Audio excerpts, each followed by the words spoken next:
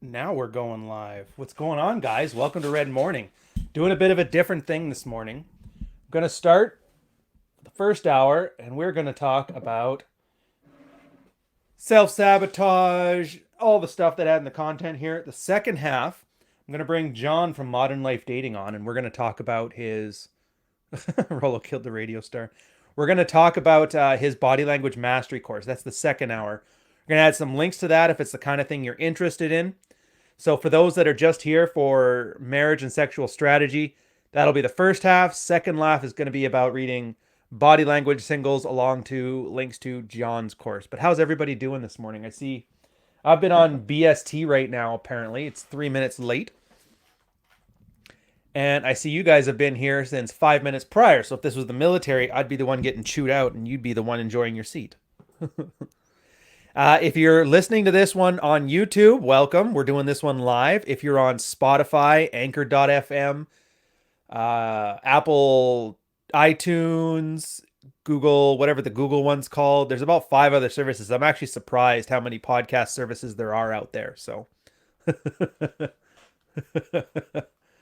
yeah. Um, I was thinking about this. The video, I actually have two videos out this week. One, Patreon has gotten it about a week early. I think I might release it Monday or Tuesday next week because I want to push us to having at least 3 videos a week out. The podcast plus a coffee or cooking video. So we'll see if I can keep that pace up as well as do my due diligence with the clients and the rest of the stuff that I do here. The first video, the one you guys have all seen, was about why you shouldn't reward a girl in a relationship. And this one, it's very specific because I saw Dr. Sean Smith said it was interesting. Now, he's a switched on guy. I know when he says a very non committal compliment like that, it can be taken both ways. He's very good at it.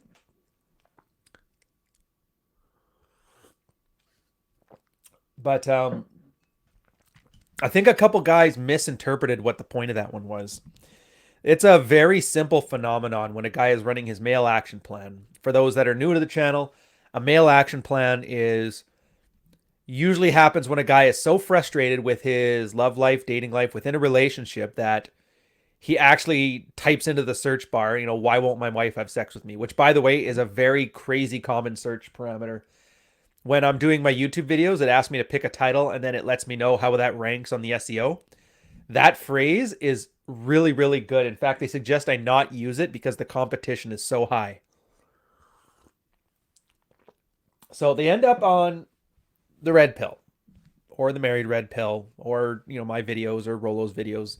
Somehow find their way to the rational male, the book of Puck, all these things. The male action plan was a term coined by Athol K. Here's a bit of a history lesson for the manosphere from you guys. Athol K, he was the original married man, red pilled guy. I guess is the best way to describe it. This would have been back in 2008, 2009. He created what he called the male action plan. And the idea was it was a systematic and deliberate set of steps to use once you're in a dead bedroom to rectify the situation. Now, I'm doing a Peterson thing here where I choose my words very carefully because there is no guarantee that you can fix a marriage and get a wife acting right. In fact, if you're trying to do that, she'll probably fight you just because. Girls and everybody really, the one thing they hate more than anything is being told what to do. So as soon as you act with the expectations of getting them to act better, you're pretty much screwing them around. I get distracted. For those of you on the podcast side of things, just listening to this, if you see this awkward pause in the middle, it's because somebody in the comment section has put something out that's pretty funny and actually I'm reading it. I'm trying my best here, but you guys are actually fairly clever and switched on, so, sue me. Back to the male action plan. Here's the funny thing. His wife, things were going really well for them. They had good consulting service going. They had their Married Man Sex Life Primer or MMSLP forums. A lot of guys were getting their marriages working together a lot better. He came out with a bunch of books. His wife got involved in it because she goes, "Oh, this is great. I love fixing relationships." And he started letting girls moderate the forums. He started letting his wife alter the plan. And a few changes got made. It went from the male action plan to, what was it, the male attraction plan. So she got rid of action in the title. That was kind of telling. Got changed again to the mindful action plan. So I found it to be a nice little meta moment when it comes to men in modern America, or modern, I guess, the modern world. America. I'm not even in America. The man got removed from his own plan to absolve the grievances in his life. How funny is that?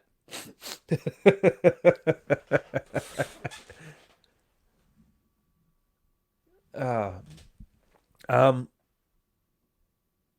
so eventually the forums got shut down. Guys were just frustrated because they were living a life at home where their wife was a battle axe berating them.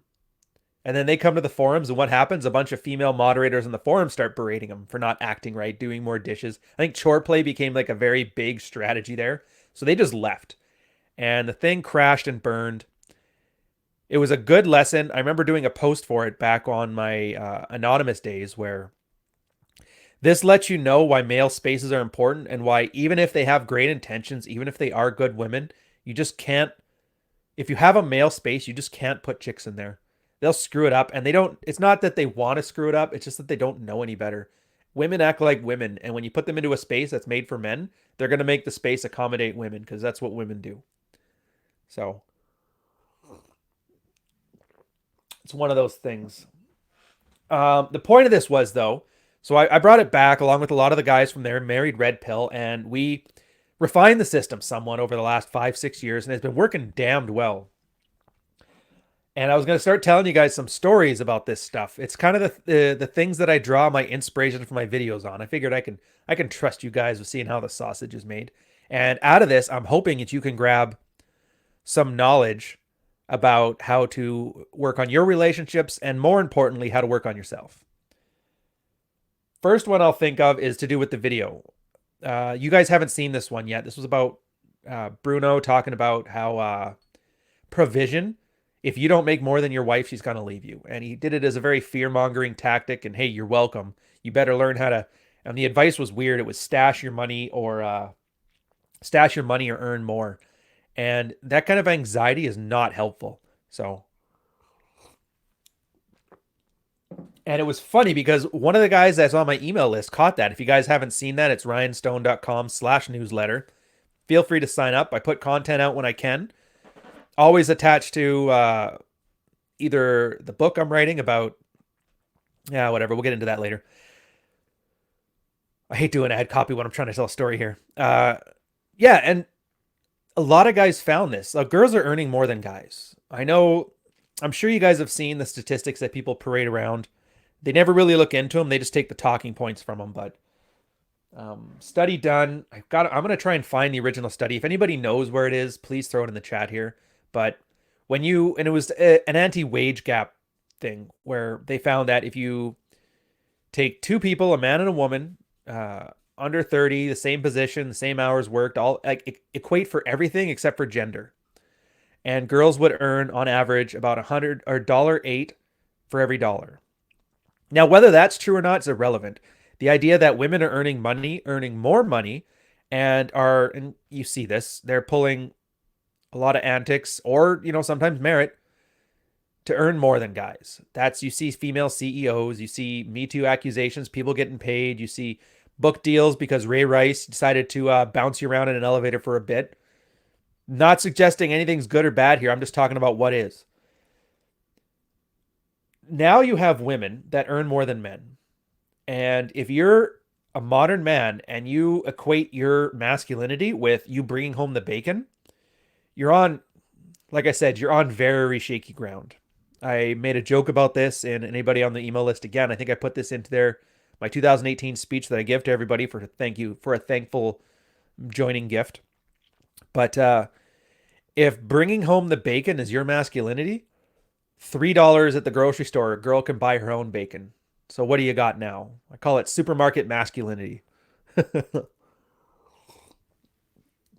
So this is where I borrow from Ian Ironwood. I love talking about him because he's very switched on with the marriage side of things. He's one of the most prolific writers here. But so he asked the simple question. Okay, so how do you how do you maintain a good relationship? Like, first, how do you define a good relationship? And the answer we generally come up with is one where male dominated one where man commands respect, a girl looks up to him. Those simple terms right there. You kind of intuitively know what I'm talking about. In a later episode, I can probably get more specific so we don't Pat Stedman the concept and make it into a container word, but here we are. Hold on a sec. That sounds like the Rule Zero crowd. I should have turned this thing off. There we go. Where was I? Oh yeah, provision. You're really looking forward to that. So girls earn money. Guys are occasionally earning less. 2008 watershed moment. A lot of the construction jobs that guys that were the jobs that were traditionally masculine jobs all went away. They all went away in the housing crisis, and a lot of them never came back. You see that, and then you see a lot of the female jobs, the service type jobs, the communal type jobs. They've all been doing fine. In fact, they're getting better. So I don't care if you can find an exception of you having a stay-at-home wife and you're a high-powered lawyer. The trend is there, and maybe it applies to you and maybe it doesn't, but you have to account for the trend. The trend here is women are becoming the primary bread earners, or at the very least on parity. The single girls are becoming primary breadwinners and they need to find a guy. So he asked the question, now that we understand what oh yeah, and the reason he used dominant relationships as the model is because they've succeeded throughout time. So we have way more experience of those backing than female-centered ones. So we're going with that until we see something better. So now that we know a male-dominated relationship tends to have the best outcomes, how do we achieve that when you don't achieve that dominance with financial provision? That's an easy question. And this is where one of my, and like I said, this is one of the guys on the email list. He caught on to where I was going with this very quickly. I have an article out called Sex and Violence, if you haven't read it. It's distilling what is man. And what I mean by that is, what do we do that nobody else can do? What do we have that's not replaceable? Because that's really the core of being a man, if that's important to you. If not, it's still good to know, because no matter what happens, having those two things unlock means those are two things that nobody can take away from you. And so that's obviously sex and violence. You being able to have sex with a woman is something that nobody can take away from you. They can't build, girls will never have a sex doll revolution. You can't outsource good dick to China. Or, yeah, it sounded kind of racist. And then violence is the other one. We obviously have more testosterone by women by a factor of 10, something like that. They don't have the same sensibilities towards it as we do. They don't have that. And here's the thing. When I say that, it's not about, as a guy, you need to be able to kill people and protect your family. Protection is largely moot. There's no bears roaming the streets. There's no rape gangs. Girls can be completely drunk, passed out on the street, and be perfectly fine. That's the kind of society that our forefathers have created for them. So it's not even, are we capable of violence? Do we give the impression that we are capable of violence?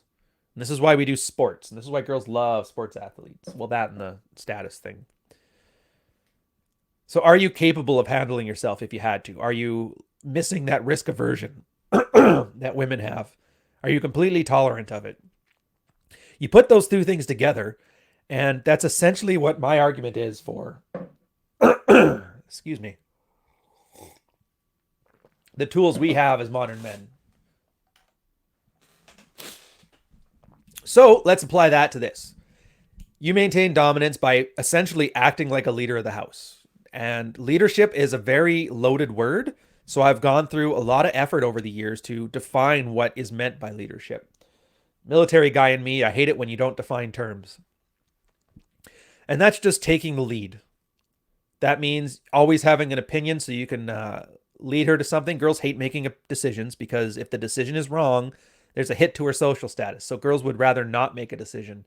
And if you get her to make a decision, she will usually sabotage it. I mean, sure, you're going to find some women who are very good at that, but even the ones that are good at it don't want to do it. Leadership is about leading the emotions. If you guys haven't seen before, I talk about how push and pull in a relationship is a wonderful tactic. I Call it manufactured outrage. So if we'll Venkatesh Rao this thing, you take emotions, you put them on a two grid axis or two axis grid. Positive and negative, strong and weak. Most guys think to be emotionally engaging, it's always got to be positive emotions, positive and highly engaged emotions. The problem with that is people build up a tolerance. Buying a girl flowers today means buying her a car tomorrow, means buying her a house on Thursday, means, you know, buying her luxury like it just escalates. And each one you do loses a little bit of the magic that happened at first. When you used to be able to give her like a macaroni salad drawing and she thought that was the most wonderful thing on earth. It doesn't work 10 years into a relationship. So, part of leadership is being able to take those, manage them. Girls have emotions. Some girls have more, some girls have less. They all have them to some extent. And that's fine. But the problem comes when you let outside factors influence it. So a phone call from her mom, Susan, that bitch from work. These girls will fill your girl with emotions, usually positive, sometimes negative. And then she comes home, brings it onto your door lap. You have to be very reactive. It's not a leadership role.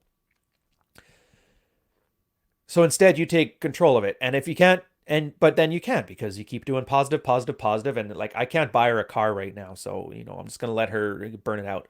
Well, have you ever thought of going negative? Girls like emotions. They like strong emotions. They don't care if it's positive or negative, just strong. And this is where you balance it out. Maybe one day you start a fight over something you do not care about. She didn't wash the dishes right, and you're just freaking out. Obviously, tailor that to your personality here. It can't look artificial.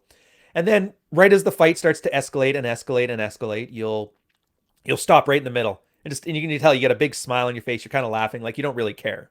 It has to be stuff you don't care about because you got to be able to bring that back down. And here's the thing: once you start doing this polarity thing, sometimes it's a negative emotion, sometimes it's a positive emotion.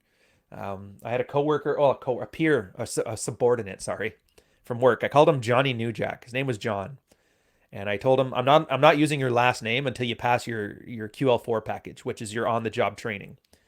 So I told him like he doesn't even get a name. He's just Johnny Newjack. And I was always very helpful and very nice to them when he's putting in effort, but at the same time, I was kind of hard on him too. And he said that my leadership style with him was I used to beat him and then buy him flowers. He actually took me into the back room one day and we had like a little bit of a fight, which was kind of funny, but he was a bit of a fatter guy. So I just had to, turn him down with the endurance. But I really like him. I hope he's made a really good career out of himself. I haven't talked to him in years. But it's that same kind of mentality of it's playful, it's positive, it's negative.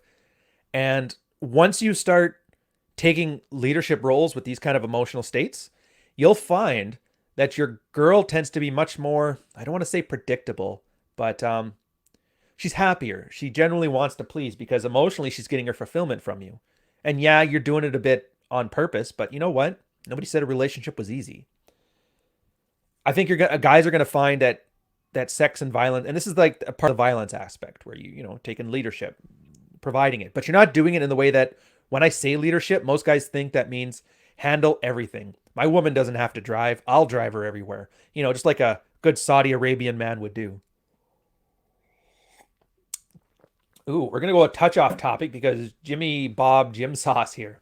Flowers say I'm sorry. Chocolate something else, I'm not sure. I don't know if you guys know this, but you got to look it up. Chateau Artiste. I think he's at .org now. He talks about the Skittles man, and that's a perfect example of this. It's a great article about a guy who never gave a girl anything, and she was always craving something from him. And she talked about this bag of Skittles he gave her once with more reverence than she talked about the guy who got her a ring later on. It's a wonderful article. So that's the violent side of it. The sex side, I mean, obviously, being attractive. We talk about lifting incessantly. We talk about diet incessantly. It's actually to the point where a lot of the guys that I work with hate when I bring up fitness or nutrition as a topic. They're like, oh, we have to talk about that again. Can't we talk about something else? Let's talk about sex dolls. Let's talk about the edge case stuff. It's very boring. It's very repetitive and it's very vital. And most guys don't don't do it. Like I've got a few guys in my private community I've seen, in real life or on some consulting calls, and I'm seeing some amazing progress. Maybe it's just because it's filtering for guys who are more committed to the cause here, but watching a guy go from, and I think, oh, what the hell's his Twitter handle? Beckett. I can't remember his Twitter handle. If you guys know that, throw that one in the chat too, because I'd love if guys followed him. It's great to watch a guy running his map in real time, especially his mindset. When he starts making those mindset shifts, it's just awesome. It's like muy caliente. But oh, back to the chats. If you want loyalty, get a dog. Yeah, we'll get into that part too. That's gonna be kind of funny, but um, you watch these guys and they start taking it seriously, and then you'll start seeing them notice certain things. And this is back to the sexual strategy part. They'll realize how many lies they were told or that they were just not corrected on when they were younger that blow their mind. Like the idea of a guy in his 40s dating a girl in her 20s, unheard of. And you don't even have to be the ultimate Chad attractiveness thing. Like Beckett was talking a story about he's 43 and he's dating 27, 26 year olds on average, which means some are younger, some are older. And he didn't think that was possible, but I'm like, yeah, it is possible. And it's very clear why. And this is why you need groups of men in men's groups to congregate around. It's because guys do that. All those guys that are frustrated in their 20s that they aren't getting, the sex that they want, well, the girls are getting the sex that they want. Do they really think that these girls are just finding guys that 20% of guys their age? No, no, no. Girls are dating guys 5, 6, 7, 10, 15 years older. Maybe not always, and they may settle down with a guy who's only 4 or 5 years older than them. I think, how was the rule there? 5 to 6 years older, 5 to 6 inches taller, I think it was. But yeah. So for all those guys in their 20s that are struggling, and I don't want to say it as there's a light at the end of the tunnel, just hold out the clock, and then once you turn 35, everything's going to go great. No, no, no. You put in that work earlier, you scavenge, and then you're going to find where it used to feel like 100% effort being switched on to be able to get the success that you want.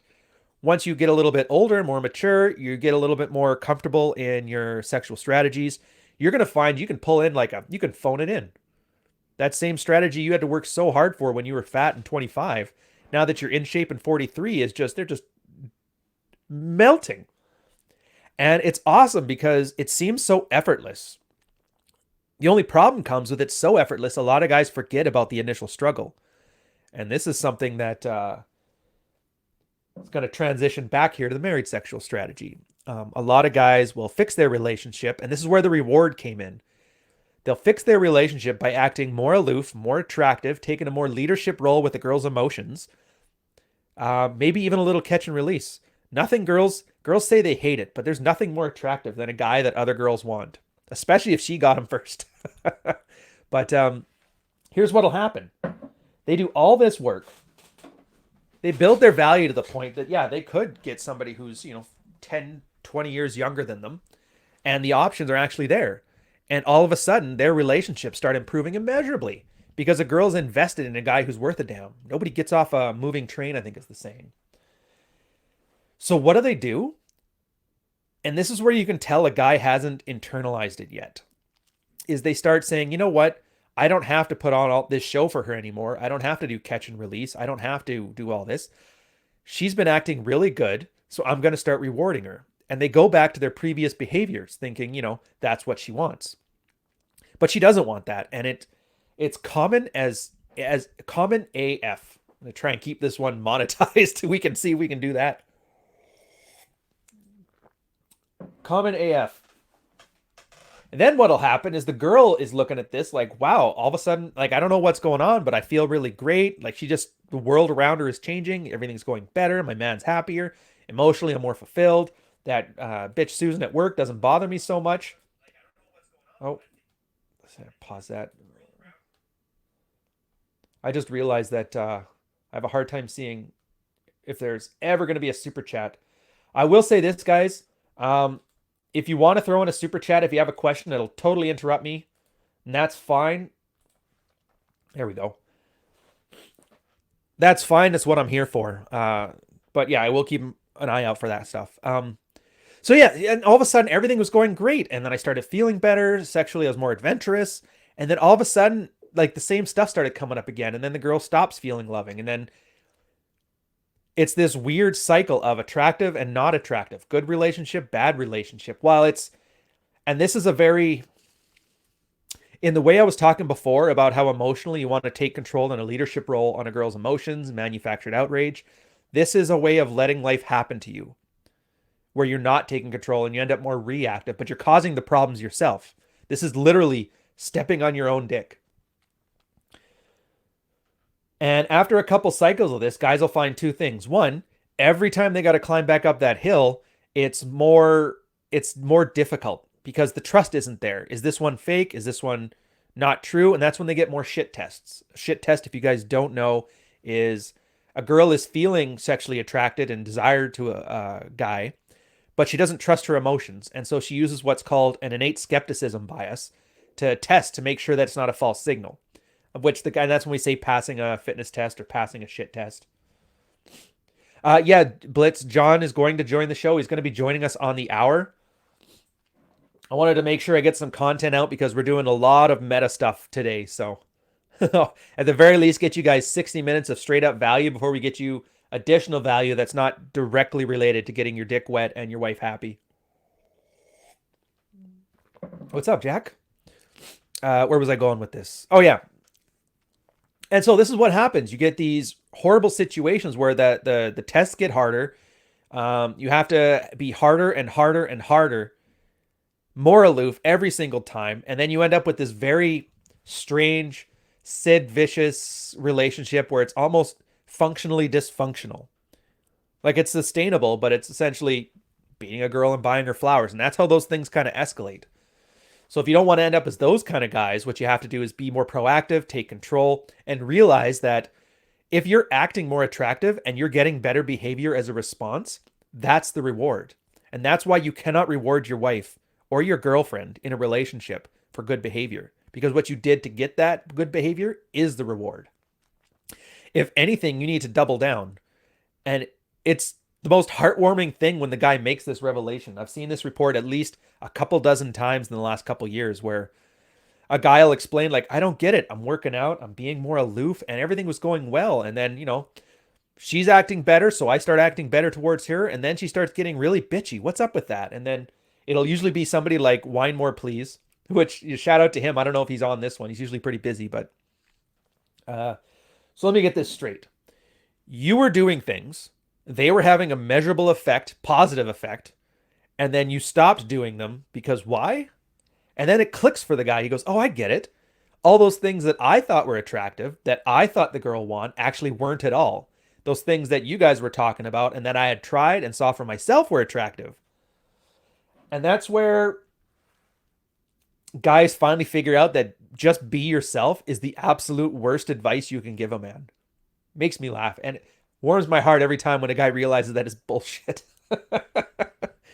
Yeah, they realize, well, maybe yourself is unattractive. Maybe yourself is kind of crappy. And then you get these arguments. Well, that's just, what do they call it? Pussy begging or putting it on a pedestal. Yeah, exactly, Ed. You are the reward. So that's the standard argument from somebody who, I don't want to say afraid of work. I'm trying to avoid shaming language here because it's very easy and it's very deserving of shame. But at the same time, I hate when people don't act as if they are their own judges. So we're gonna assume that the argumentative second wave MGTOW here is just simply misguided. You're not putting it on a pedestal. You're not begging. It's a skill set. Just like anything. You don't say the guy who performs well at work is just, money begging. That's a horrible mental model. It's the same way that we talk about poverty mindsets. This is sexual poverty in a mindset. There's the burden of performance. If you want, and we're a social species, if you want female company, if you want female attraction, and we all do, it's a natural biological response to want to put your dick into people. And that's nothing, no shame in that whatsoever. Having sex is fun. I don't know who told you otherwise. But in order to be good at that, it's a skill like any other. So once you start developing aloofness, attractive, and we call these alpha qualities. This is why I will always tell you, alpha male is not a demographic. It's a mindset. It's a skill set. Actually, I think skill set's the more accurate way of putting this. And you're never going to see me other than ironically call somebody an alpha male. That's narcissistic fantasy. Alpha is what they call the Texas sharpshooter fallacy, but it's actually a good thing. If you guys don't know what a Texas sharpshooter fallacy is, it's a guy will shoot at a barn, shoot at the side of a barn 100 times.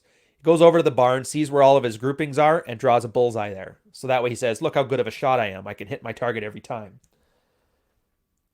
Really bad when you're trying to see if you're good at something. Really good when you're trying to observe something. And after the last 20 years, almost 20 years now. Jeez. Probably a little bit more. But in all this time, guys would just like throw darts at a dartboard. What got a girl attractive? Let's try this. Let's try this. Let's try this. And then over a period of time, you saw a very distinct clustering of behaviors that, some guy's wife just decided to jump my bones in the bathroom. This is what I did. And all those behaviors are clustered around this thing. And we drew a circle around it. We called the circle alpha. So if you learn nothing else from this show today, alpha, behavior sets, qualities. Obviously, there's some things that you have no control over. That's height. If you're 6'2", 6'3", awesome. Works out well for you. The facial features. If you're naturally attractive, works out well for you. But those things are the top 5%. That's like being a genius will really work out well for you if you're in the mathematics program. That's great. But there's a ton of professionals out there who aren't geniuses. So it's a very, very small top of the food chain kind of competition to have when you're among the best of the best. And you're not among the best of the best. Your competition is the average schlub, the 79th percentile. And the 79th percentile is a fat guy. A fat guy with no game that pedestalizes women. If you can't beat that, then you're just not trying. I don't know who. Somebody had to tell you. I don't know what to say. Oh, Drew's on here too. Here, Drew. Hey, how's it going, buddy? If you guys don't know, that's in the chat. That's Drew Bay and Jack Napier. Awesome guys. I don't know if Troy Francis is in here, but between those three guys, if you haven't followed them on Twitter, on YouTube, on their websites, I would strongly suggest you do so. Jack Napier was at 368. Drew Bay is just Drew Bay. Search him up on Twitter and that. When it comes to fitness and nutrition, I really enjoy Drew's work. It may not be the kind of stuff that you're picturing when you get the nice, fancy, flashy fad like CrossFit or keto or whatever. But you know what? His stuff is foundational and it does work. If you learn that, never go wrong. Unfortunately, he doesn't have the ability to jazz it up by calling it Warrior, Mountain Man, Bacon-Scented Beard Oil Fitness. But you know what? It makes you hot, so can't complain, right? Jack is doing books. So for a lot of guys, and this is going to be important, I'd say for a majority of the audience now, which I don't know what it is right now, but I hear it's going up. If you haven't read a lot of stuff, and most of you guys haven't. I know when I ask you guys, like, what have you read? They'll say The First Year of Rational Male, and I've watched a couple episodes of your old podcast. I'm like, yeah, it's not good enough. He goes through a lot of the books and gives you kind of a cliff note so you understand which ones are which, what has what information. So let's say you don't have all day to read books or a month straight to get through the entire Red Pill canon.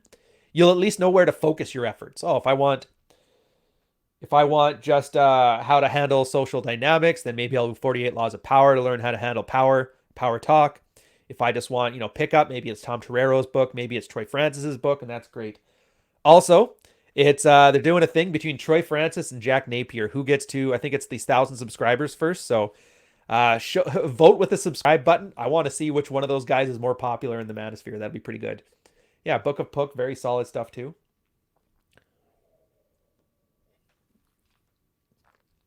Now, back to the topic at hand. Begging for it. Yeah, the pedestalization, I don't like the argument. I don't agree with that argument. Here's the problem. And this is going to get into the other topic of the show where I was talking about media manipulation. These are thought terminating cliches. What I mean by that is it's a very catchy saying that sounds good as long as you don't think about it too much, and then you don't have to look into it any further. For example, the juice is not worth the squeeze. Horrible mental model, very catchy. When they say the juice is not worth the squeeze, and if you're ever in an argument with these guys, and I hope you never are, because arguing with it is useless unless you're doing it for, clickbait like I am. But ask them to find, like, what do you mean by juice? What is juice? And if you even get an answer, you're going to get all women. All women. And it's exactly the same as the traditional conservative, narcissistic tradcon line. All women. I love women. No qualification added to it whatsoever. The juice is all women. No qualification added to it whatsoever. Casey Anthony, Mother Teresa, Pam Anderson, and Kelly from next door that is absolutely just the sweetest girl ever. All the same woman, all deserving of the same respect. It's female worship. You can either make her Yahweh or Lucifer. It doesn't matter. And this is that woman of Wollendorf reference I make. If you guys don't know, that's the ancient fertility goddess of Paleolithic man from like 22,000 BC. Sorry, fundies. It's a little bit older than 6,000 years. They didn't know how vaginas worked back then, so they just worshipped the female form because they just knew she made babies from her magical powers. They didn't equate that feel-good rubbing of the genitals together had an impact on that, I guess. I don't know. So I find it funny that as we become more technologically advanced, we revert to these older ways of doing things. I guess now that our ability to survive has largely been automated now, that we can go back to our roots. It's just the way it is. So the juice is all women, unqualified, and then worth the squeeze. Well, what is a squeeze? Nobody really tells you what a squeeze is. Is squeeze the effort you put into it? Is squeeze the benefit you get from companionship for longer than 8 hours? Like, what is the squeeze? Nobody can tell you what the squeeze is. So if we're talking about a one night stand, yeah, they're a blast. They're a lot of fun, and they're a slog at first. It was probably a good 6-7 months when I first started pickup before I started having decent success going out there on the slog. So yeah, day one wasn't worth the squeeze, but day whatever 7 times 30 is there, day 210, it was actually a lot of fun. And that's where I like the sex part of sex and violence. It's the gamification of sleeping with women. And maybe it's just because our generation was raised on Atari 2600, Nofrendo, Sega Genesis, all this stuff. The 8-bit generation is very used to repetitive tasks with no reward and then eventually overcoming it. Anybody here who has an older brother who hasn't thrown a controller across the room or thrown their console on the ground has a brother that's never gamed. But that's the thing. It's this innate part of male competition where we're willing to suffer through all kinds of stuff just at the chance of success. And it's a very wonderful feeling. And it's the exact same thing for pickup. And that's why I found it to be a wonderful little hobby. Because you turned sexual attraction, you turned sleeping with women into a game. And women were no longer the prize, they were the mini boss. The end prize was whatever you decided to make out of it at the end. Awesome times. So even my failures turned into an experience. Oh, okay, I can't jump over here because that won't work. If I jump too early, the thing spawns, knocks me into the lava. Mega Man 2, dead game, whatever. Smash the controller, move on. Here's why that works so much better than, and no offense to Rich, I know where he's coming from, and I think he's kind of seeing the how people sometimes misinterpret his advice of chasing excellence and the women will come. If you don't make women a milestone on your journey, you'll never have that competition. There's never something you can say objectively, I am getting better or I'm not getting better. It's just one of those things. I'm sure there's better ways of doing it, but it's the one I've seen that consistently works for the most amount of people. If you make women the goal until you're able to get women and then move past it, Maslow's hierarchy, belongingness, then self-actualization. That's how it works. It tends not to work. And this is where you get all these guys who are like, and you'll hear the same thought terminating cliche. I earn good money. I have a nice house. I have a good job. They're acting like these are attractive qualifiers that you need to be rewarded with a compliant girl because of those. And no, they're not. These are general adulting things. Adults generally have to be self-sufficient economically. And we'll get to here with other Ryan. Get that mental blade, son. Thoughts on the concept that women are a lagging indicator. This is what I'm talking about. Women are a lagging indicator. But The lagging indicator is on the forefront of your mind. Hold it together here. So yeah, you're going out and you're learning to pick up women. Yes, you're working on making money. Yes, you're working on being fit because these are all means to an end. You want to be a better guy. And by better, I don't mean there's a singular path that man can follow from undermensch to ubermensch. I mean, there's things that you like in life that you want to have more of, or at least the option of having more of. So to be better is to be better in these rather different avenues. Now, something you're going to find is that when you're not having sex, it's like food. When you're not eating, food is all you can think about. But once you're eating, you stop thinking about food. Same with sex. So you understand that at least having the option for sex on a fairly decent frequency is important because it clears your mind for better things or, different things. We'll say different. I don't want to put it on a pedestal, but at the same time, I don't want to throw it in the dumpster either. So you work out. You're not working out because, that makes you a better man. You're working out because that gives you better options with people socially. Work-wise, people look at fit people better than they don't. It's the halo effect. Women-wise, they'll actually give you the time of day, the time to run game on them. Health-wise, you're going to live longer, so you have a longer opportunity to enjoy the fruits of your labor. So you work out. You don't work out because men work out. That's a nonsensical statement. And when it says things like women are a lagging indicator, it's a way of keeping their priorities in mind. Yes, you are chasing women. Yes, you are seducing women. Yes, the burden of performance. But no, your value isn't based on whether you can get them or not. Your value is based on do you have the option of it. It's like anything. You just got to get better. And it's weird because you'll never be able to explain this on Twitter. It's just missing the nuance to both prioritize and deprioritize women at the same time. And I hope I'm expressing it here well for you guys.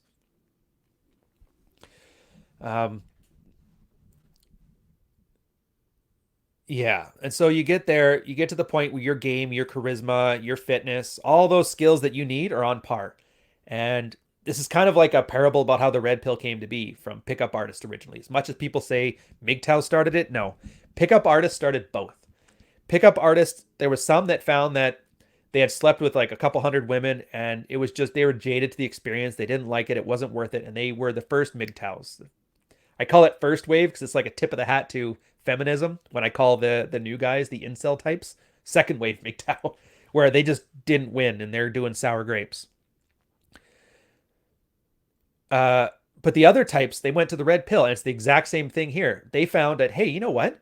This game I used to run as a routine at the bar, it worked in my salary negotiations. Or, hey, it's funny because I took these same skills where I observed women, did things, and then they got better responses from it. Well, I was observing something in my life, and I found out, hey, they're kind of lying about that one too. That working hard thing doesn't work because companies aren't loyal anymore. So you got to move out to move up. And there was all these different things that people started noticing when they applied the gamification from a pickup standpoint to their life outside of that. And this is where I say women are the lagging indicator of success. You made them the focus, you worked on it, and then you found out by having an objective outside measure to test your ability to be a modern man, that it had benefits outside of relationships and outside of sex. And that's where the women are the lagging indicator. You're like, oh, so all of a sudden I'm doing better in my job. I'm doing better in the gym. I'm doing better, financially.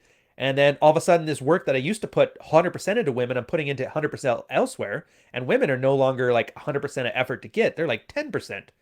They're lagging indicators of success. And it's why I'll recommend to my clients, if they're not in the shape that they want to be in, go run game anyway. Go run some day game. Go run some night game. Go run some approaches because you're going to find out that you had to put a ton of work when you were 25% body fat to get a girl to want to go home with you. But when you start having visible abs showing, you're dressing better and you have good charisma, that same routine that was so hard before but doable becomes trivial. Lagging indicator of success. You guys are talking about AIDS now. Jeez.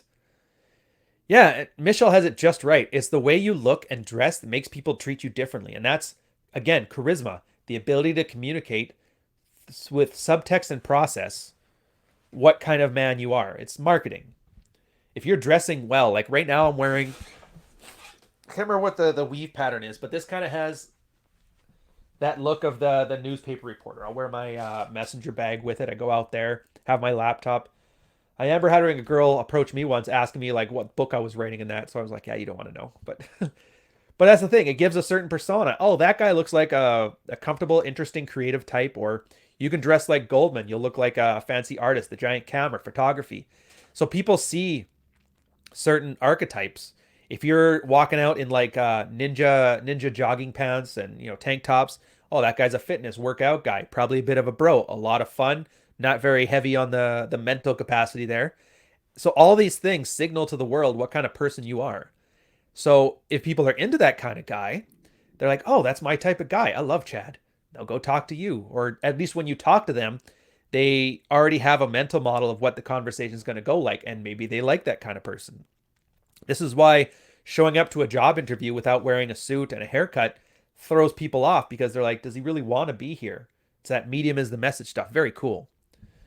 Going to take a quick pause here because I got to give John the link to the stream. In about 10 minutes, we're going to go on with body language mastery.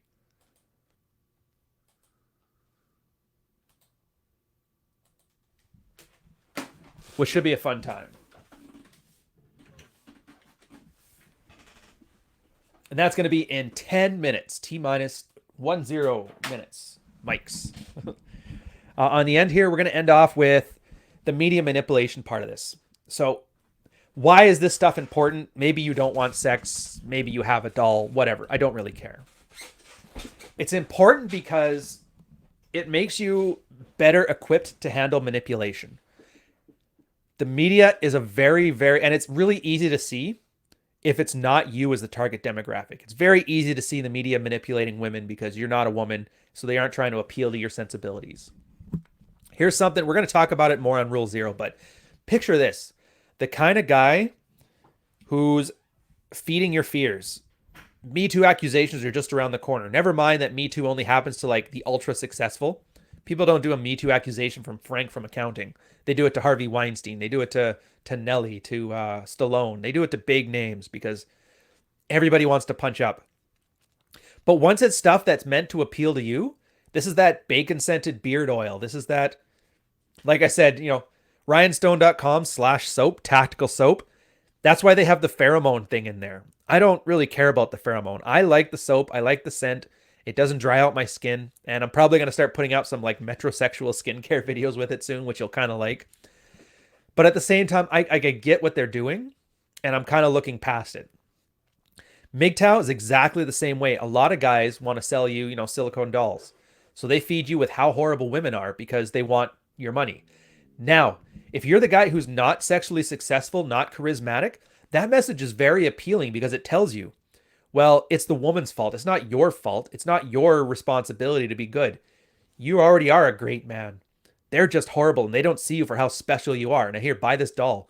And the doll is an extreme example, but this happens so much. The military used to do it too. You know what? This is the best job you're ever going to have. If you get out, you're going to have a hard as hell time getting another job. And you're sitting there with your, 60, 70, 80,000 a year thinking this is the best I'm going to do. So why would I even bother looking out elsewhere? And they keep you and they keep your attention. They keep your labor. I'll tell you right now, I was the first one of my friends to start getting out of the military. And once I showed them how it was done, they all started unloading. They're all doing awesome. Everybody's like, it's amazing. I got like a 20% pay increase just by doing less work, by not being in the military. And yeah, you get the work to get them to pay for a degree, get some transferable skills. People love military guys. And it was one of those realizations we had where, oh my God, how badly do they want to manipulate people? And outrage media is the exact best way to articulate it. Rich had a great video where he just talks about that standard thing we throw out when we want to get people outraged, because we do it too. You have to do it to some extent. The difference is I try to tell you I'm doing it. Quick pause here. One Man's Way. Thank you for the $20 super chat. I love StreamYard. If you guys haven't subscribed to StreamYard, even though I paid for the full version, I'm keeping that logo up there because these guys are awesome. I'm going to try and add a link to the description doing these from now on because they really are worth it. If you guys are doing any streaming service, even just online calls, it's a great alternative to Google Hangouts for Google Voice. Bring two people on a podcast. Don't put it on as live. Tons of options. If you try it out yourself, I guarantee you'll like it. But what do you think of the idea that giving a woman good sex subconsciously tells her that you could protect her with violence? It's a very useful mental model. Is that true or is that not true? I don't know. Nobody knows. We can't study for that.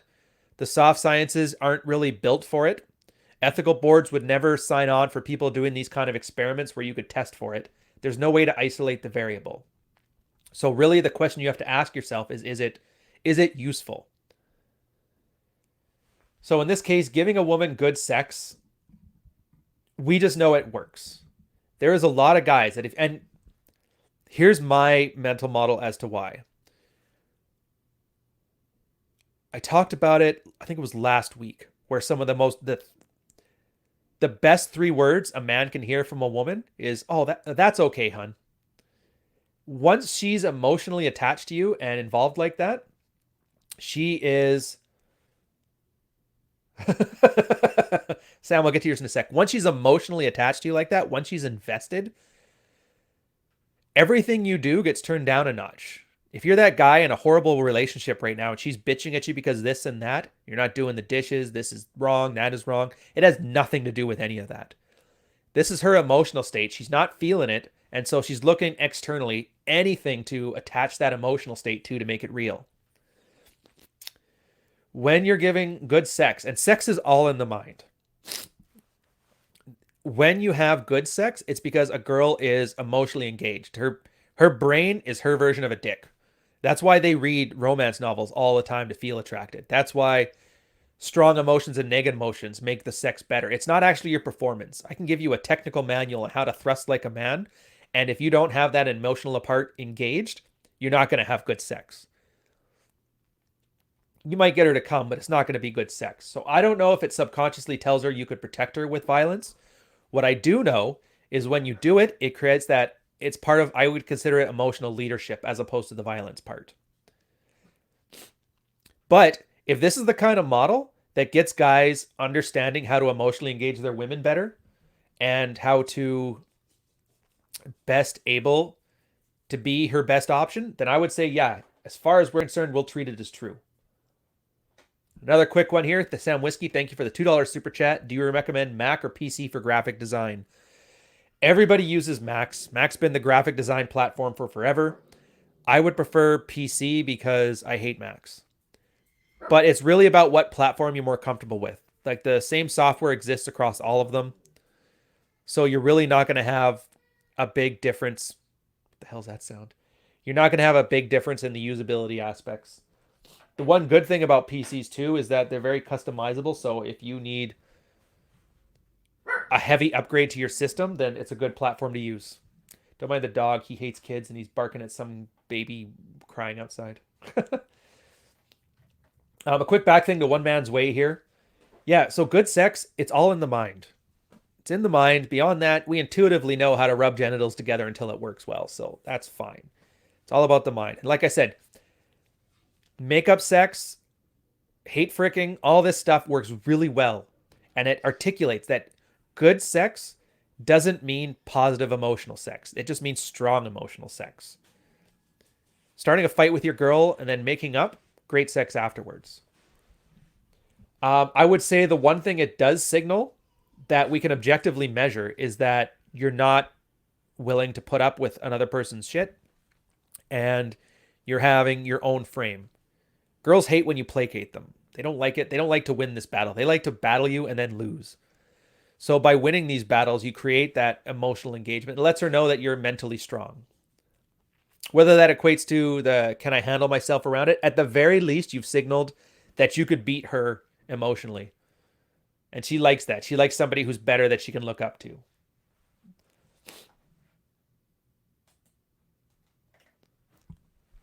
Where were we before we got interrupted by that wonderful question by One Man Army? Is it One Man Army? One Man's Way. I always call you One Man Army. I don't know why. I've seen you for a while. I recognize the name. Oh, I guess we're on body language mastery. Jeez. All right. Join whenever. So we're going to kill some time here. until John gets on here.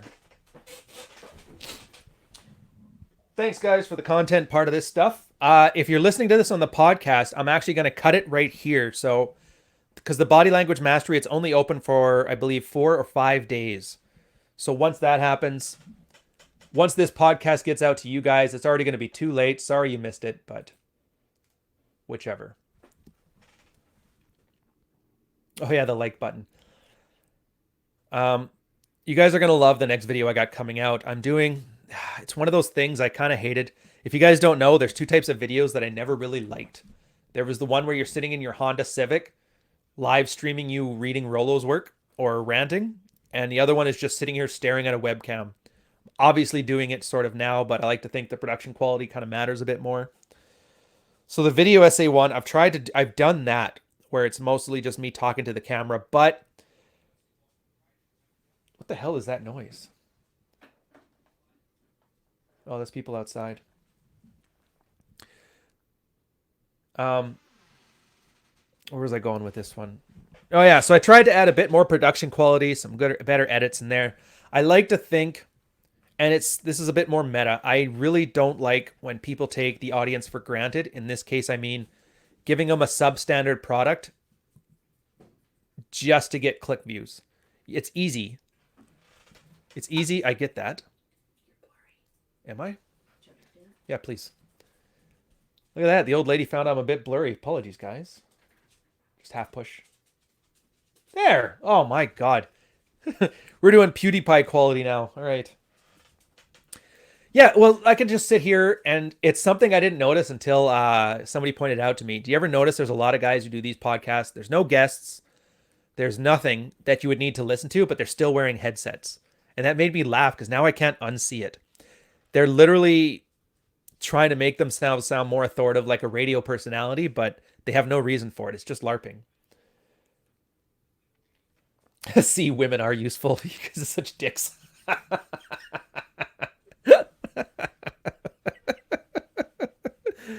Oh, smash that like button. Do it because Adam was just hilarious. Well, I guess that kind of shoots my whole production quality and taking the audience for granted thing. My window's a little too small to be able to see it.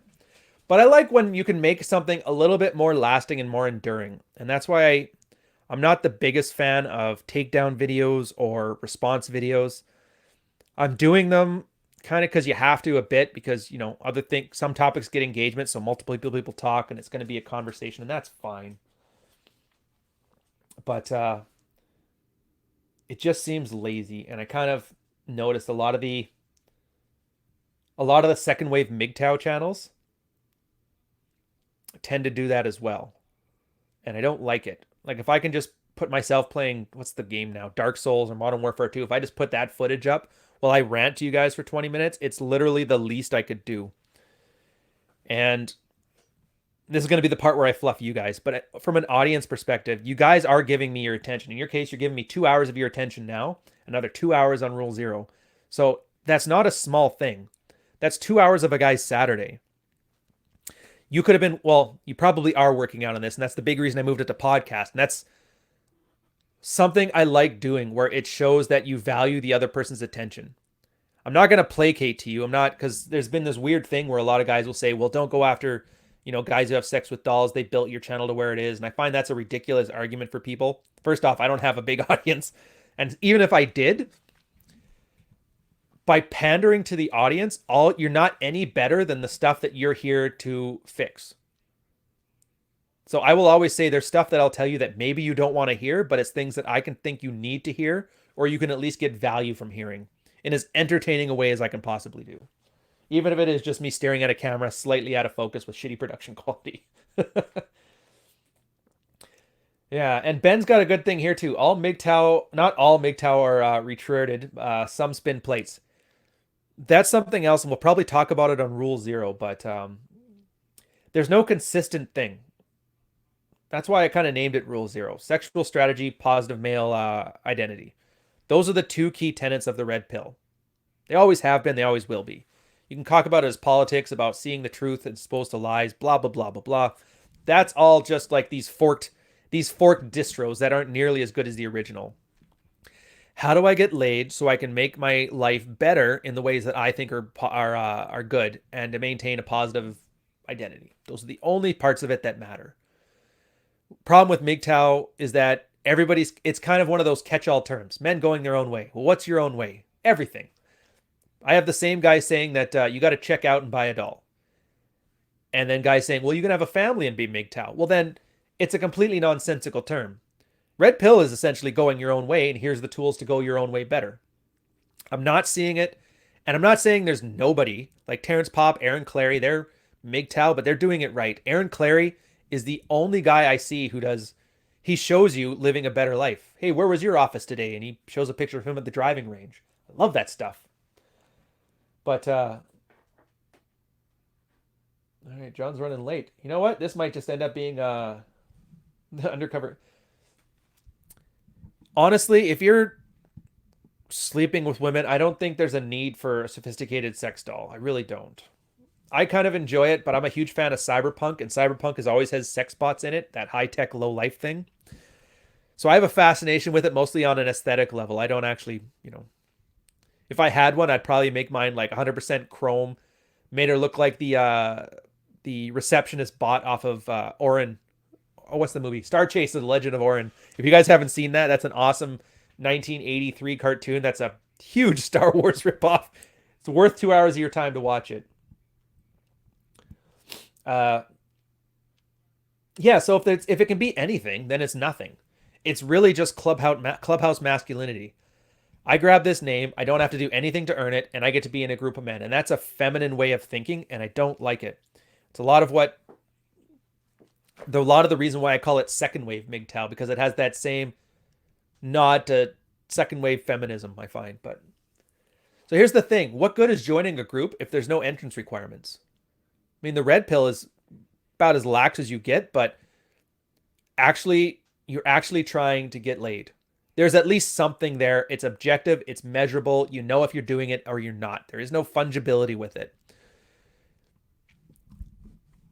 If it was about living the best life ever in a lifestyle thing, I would love that. I would never say a negative word about MGTOW if it was just the Aaron Clary style where they're showing these are how I live my best life. This is financially how I handle myself. This is how I check out of things that aren't good for me and they are good. And that's like first wave. That's Terrence Popp. That's Aaron Clary. Awesome guys. Totally worth following both of them. I actually want to get Terrence on this show if I can, with the whole Miller Lite thing on the back there, so I can make fun of Miller Lite masculinity. Having said that, he's a Ranger, so he'd probably just laugh that one off, which is exactly what you should do when somebody's attacking your masculinity, but you're securing it. So it'd be a good time. I had him on the Married Red Pill once for an AMA. He was such a trooper. He stayed on till 3 in the morning answering questions. I've got nothing but kind words to say about that guy, and I think I'm going to actually be on with Aaron for the first time on Rule Zero, so that's going to be awesome too. So when I make fun of the MGTOW, and it's not... Oh, we're going to go back to Sam here. Sam, I see another super chat. Sam Whiskey, $5 super chat. Here's a good question. Oh, I don't know how to answer this one. There is a startup company manufacturing sex dolls. Would you be an angel investor? There's two ways to answer this. There's the Machiavellian way, and then there's the consistent message way. Yes, I would be an angel investor in that I'm pretty sure the return on investment is going to be good. It's got that same ROI that the pot industry had once they legalized it here in Canada, with the exception that everybody knows what pot is, and there was a lot of money. Like Bloomberg, I remember they were talking about it incessantly for just months, about how does this affect the job market, how does this affect investors. There was a lot of old big money going through it, and I don't think sex dolls will ever be as mainstream as pot. So it's a very niche industry, but it's got no visibility to it. And I think it would probably be a good ROI on it. I've seen it myself, that how difficult it is to get a guy to even try to engage the sexual marketplace, that it's going to get worse before it gets better. So from a strictly financial incentive sense and a lack of competition, I think it's a great is it blue ocean or red ocean? The good one. It's a great blue ocean. No competition, great ROI. I would probably be an angel investor from that perspective. From a brand and a personal perspective, no, I wouldn't, because I think it's making things worse as opposed to better. But I've always said if it ends up that being this positive influence doesn't pay the bills. You'll probably see me do that pivot to politics like Cernovich did to make his cash, or sex dolls or whatever. If I make that, just realize it means I've probably given up on man. that's my cynical way of just cashing in and being jaded to the whole experience. Oh, there we go. Okay, John's coming on here in a minute. That's fine. Uh, oh, that's a hard question. Anyways, so John, we're gonna bring you on. I'm gonna prep up our stuff. Hey, buddy. Hey, there we go. Okay, everybody. So we're gonna talk modern life dating, body language mastery. Gonna have links to the product here. It's open only for a few days. John's gonna do a quick introduction here while I prepare. We're gonna go over some of his video content. We're gonna watch them, and then we're gonna comment on it and have a great discussion here for the next hour. So thank you all for the ones that are sticking around. For those who haven't, I'll see you guys in about an hour. But John, I'm gonna prep the videos here. Why don't you give them a little heads up? Well, what can I say? The course itself, this enrollment period has been an absolute home run. I cannot even keep up with what's happening. As of right now, 78 people have enrolled in less than 24 hours. I had a soft cap of 200. It's looking like I'm going to smash that. And really, I'm just getting nothing but feedback that's positive. I have guys that are hitting me up on Instagram, on Twitter, that are leaving comments on YouTube. Everybody is loving it. I've done, yesterday I did a show with Richard Cooper. We had a little bit of technical difficulties on his channel, but then I did a home run show, a 2-hour show with Donovan Sharp. And then right after that, I did a show with Troy Francis. I'm so happy that everybody is happy with the product. I had no idea that this was going to be such the home run that it is. And the more important part is, this is just the beginning. They're happy with the course. When you enroll in this course, it's not just a course where I just say, okay, watch this video and, good luck, kid. May the force be with you, basically. And it's not like that. It is after the course. So the enrollment ends. The enrollment ends October 1st, 11:59 p.m. Eastern Standard Time. And after that, you have 1 week to finish the course. What happens after that is you get to see two things. One, you get to join it into the webinar session, which really allows you to get every single question you have completely answered. The webinar sessions. A bonus feature of the webinar session is you get to slowly but surely watch my health deteriorate as I attend 3 weeks in a row for 4 hours a day, every single day, including doing my YouTube show. So you can actually watch a human being die. But more importantly, all the webinars are recorded. If you missed them, they'll be available. I have to edit them for quality and whatnot. You really get an in-depth look at body language, and then all your questions are completely answered and clarified in the webinars. And I have top-of-the-line members in there. I mean, just talking about the Manosphere, Rollo Tomasi comes in there, Richard Cooper comes in there, Ryan Stone comes in there, obviously the host of today's show, Donovan Sharp, Ed Lattimore, UFC veteran John Fitch will be in there. David X. I don't know if you remember David X, Ryan. The name rings a bell, but I'm drawing a blank. He's an old school. He's an old school Canadian dating coach himself, and he's a great guy. He's a lot older now. He's actually the guy that introduced me to Alan Roger Curry. Him and Alan Roger Curry prepared up and did some stuff together. Oh, Alan's awesome, man. I got nothing but kind words for that guy. Alan's a great guy. He called into the show during the whole debacle and was just like, hey, man, I need to know what's going on. Let me support you and all that. So all of these guest speakers are coming in. It's literally, you got the 21 convention in your pocket. So you can just reach into your pocket, pull out your smartphone, pull out your laptop, or if you have the luxury of having a nice desktop, if you're part of the PC master race like I am, you can watch from the comfort of your home. They are at 10:30 a.m. every single day until 12:30 p.m. Eastern Standard Time. And then the same day, they're at 8 p.m. and 10 p.m. Eastern Standard Time. This occurs for 3 weeks. So you get hands-on training. So every red pill question you've excuse me, every red pill question you've ever had, any kind of situation that you may have been on the fence about or you didn't know what it meant, I mean, we have got it 100% jam-packed into this session that will allow you to have all your questions answered. In addition to that, you get lifetime coaching from me via the men's only Facebook group, where we have a very strictly run organization in there.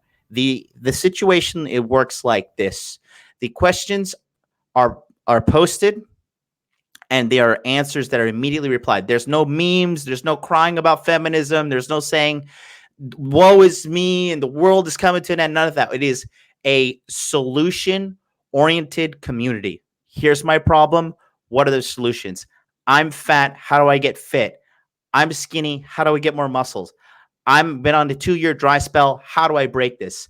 I'm making $70,000 a year. I want to double my salary annually. How do I do this? And we have qualified and bona fide members in there that are helping you guys with this. And then also we post studies and findings that are beneficial to understanding the actual science of sex, the science of seduction, and overall just monitoring the trends that are occurring in society with dating and relationships.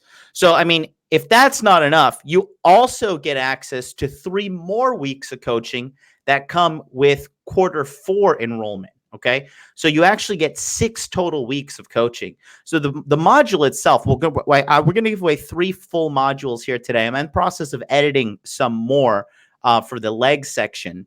And so they are coming. I know I've been saying that for Q1 and 2, but they are 100% coming out this time. And then you also get access to Hot Dude Con, which is going to be happening in December. So if this sounds like something for you, you want to join this community, because that's what it is. It starts with the course. The course is just your general education to be able to run with the big dogs. The webinars is to sort out all your troubles, to destroy your limiting beliefs, to really help you become the man that you want to be. And then the Facebook group is to help you keep that momentum, have a digital brotherhood, and know that without a shadow of a doubt, you are heading in the direction that you want to go. And that's usually most men that join, they are heading in the direction of excellence. Let's see. Are you going to play one of these, Ryan? Can't hear you. Yeah, we're going to play. We have 3 modules here that are just going to be.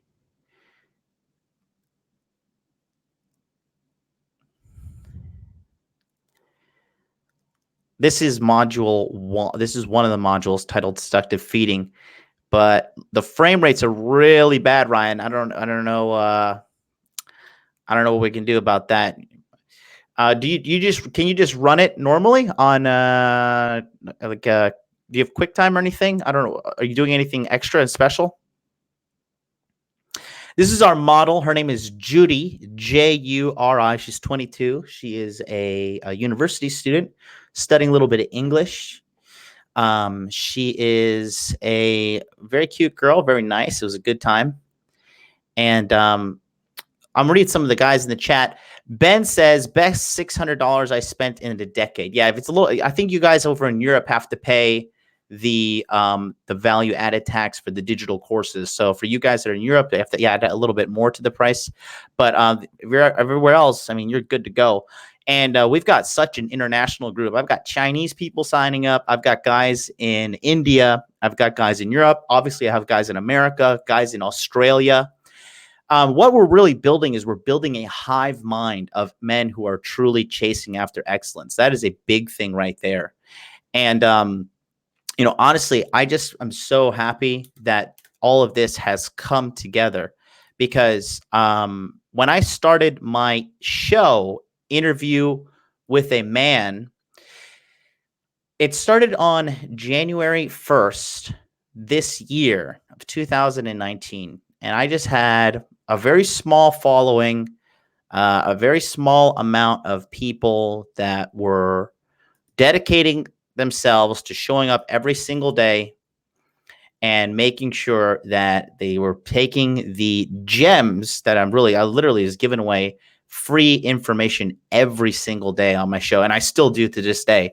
And so does Ryan, and all these other guys. I think I'm the only one on Rule Zero who does a daily show, but I mean, I'm not trying to like compete with anybody. I'm just saying that I show up every single day. Yeah. Here, And can you hear me now, John? I can hear you perfectly. Yeah, that was weird. All of a sudden, everything just froze right off, and I don't know why. Were you able to hear the sound from the video? I was not. You want to give it another shot? Yeah, I'm gonna give it another Just restart shot it. because nothing's really on here that's special. This worked well in the test, and now I'm very unprofessional. I'm not liking it. It's all All right, good. so These we'll things put it happen. center window. Oh, that's why. I think it's the VLC player that's screwing up. Donovan was using QuickTime. Oh, Working, but no audio. Did you click share audio on the when you have to share? yeah, it should be right here. Oh, Well, that's as you. Ryan, Never mind. yeah, that's me. I think you have to click. I can hear it in the background. I don't know. How's it playing through another thing? Yeah, but right now I've got the VB Studio going, so it should output it through the speakers, or not through the speakers, but through the microphone that this one's using. Oh, I know why. Here.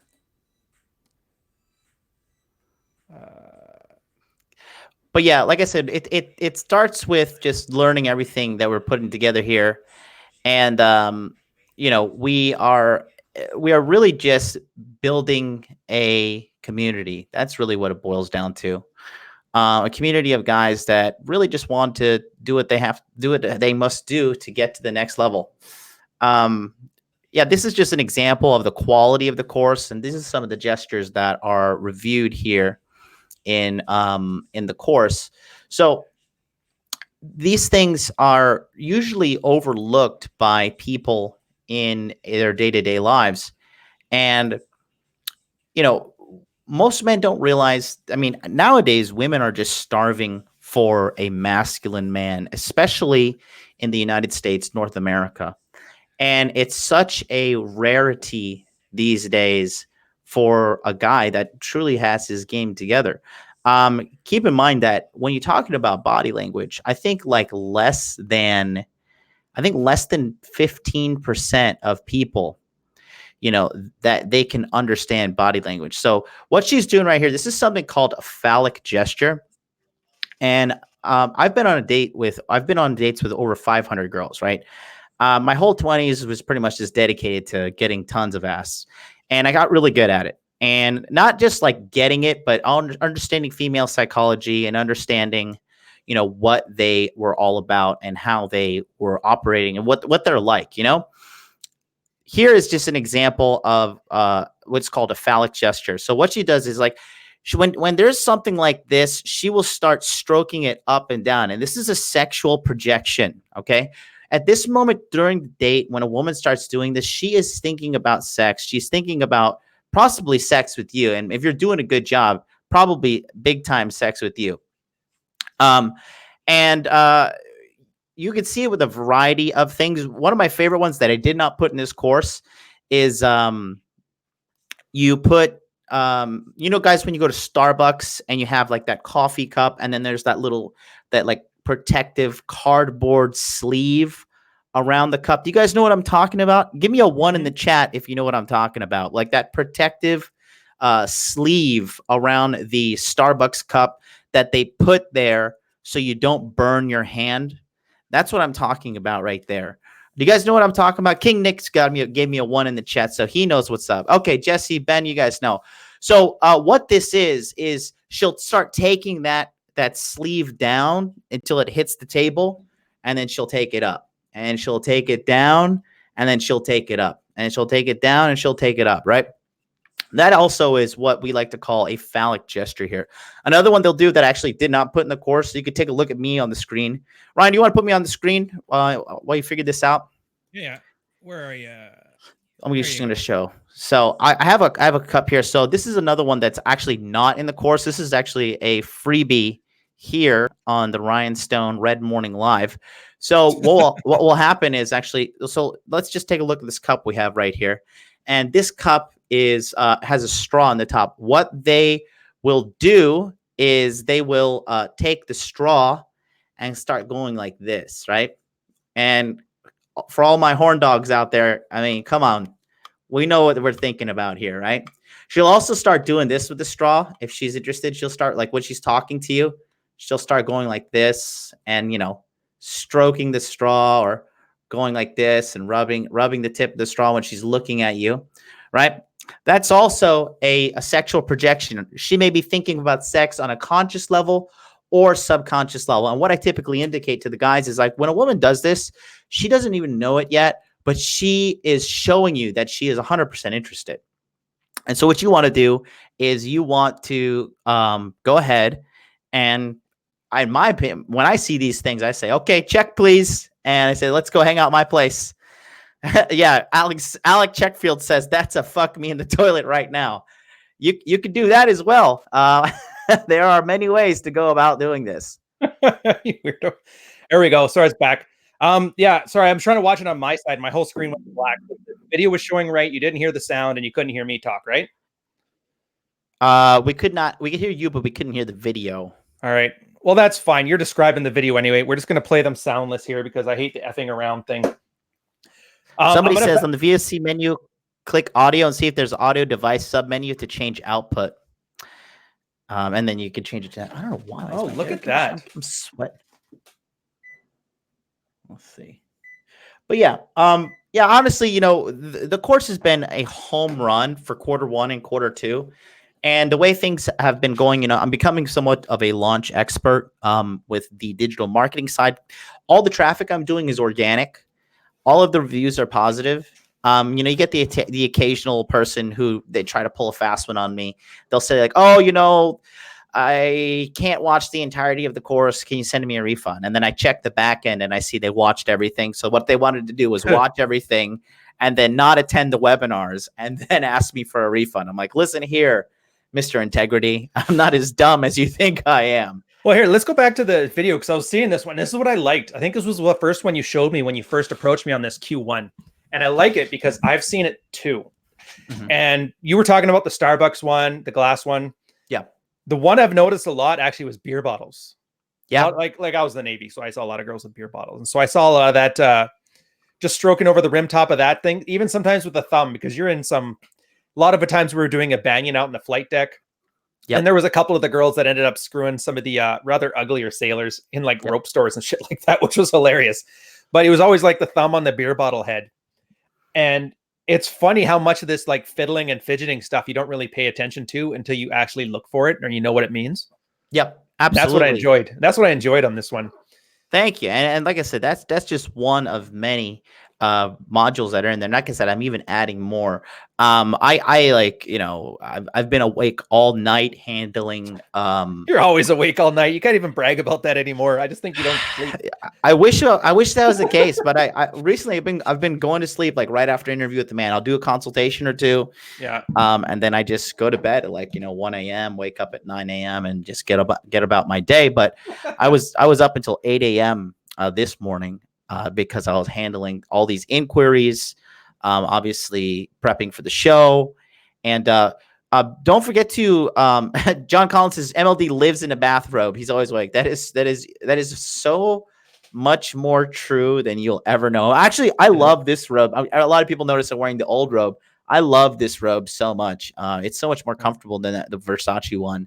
Ooh, and sorry, back on this one too. So there's one thing I did notice, and it's kind of a cautionary thing for guys. When you're taking this course, these signals are great, but they aren't going to replace your ability to run any game and talk to girls. Right. They're the best part I found about the reading the body language thing is one, you stop living inside your own head thinking so much about what the girl is doing and, oh, is this working well? Is this working well? Instead, you're actually just watching her. And yeah, you're watching to see if her hands are fiddling with glasses and that. But at least from her perspective, oh, he's paying attention to me as opposed to like thinking about what he wants to say next. It at least shows, it fakes that you're engaged until you get Yeah. these things internalized. And then And that, it gives you some signals. IOIs were huge, and a lot of guys are afraid to approach unless they get a signal. At least this way, you're actually able to know what the signals look like. Thank God. I agree with you. And that's why, you know, I'm not in this. Look, let me tell you something. Let me tell you something. Let me tell you something. I could put this course on a ClickFunnels and have it automatically fed ads and opt-ins. I can completely automate this service, kick back, and just watch the tens of thousands of dollars roll in. Okay. But I do not do that because this first year is what I said. Like, this is the year of accumulation. Okay. I want to accumulate guys who really want to commit. All right. And it's not just the course. The course is the turbo red pill that you take. Because once you start, it's the truth, because once you start studying body language, you can't unsee this stuff. You're not going to unsee it. You'll see it everywhere, and you're going to see it till the day you die. And you're going to see it when you don't want to see it too. You'll start seeing. You'll find out who's the gay uncle and all that stuff.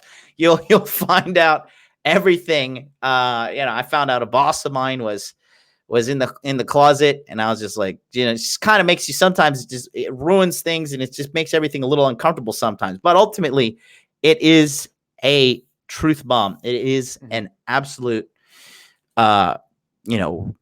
new way to see the world. And that right there is what you're talking about, the stroking of the rim. Yeah. I noticed that.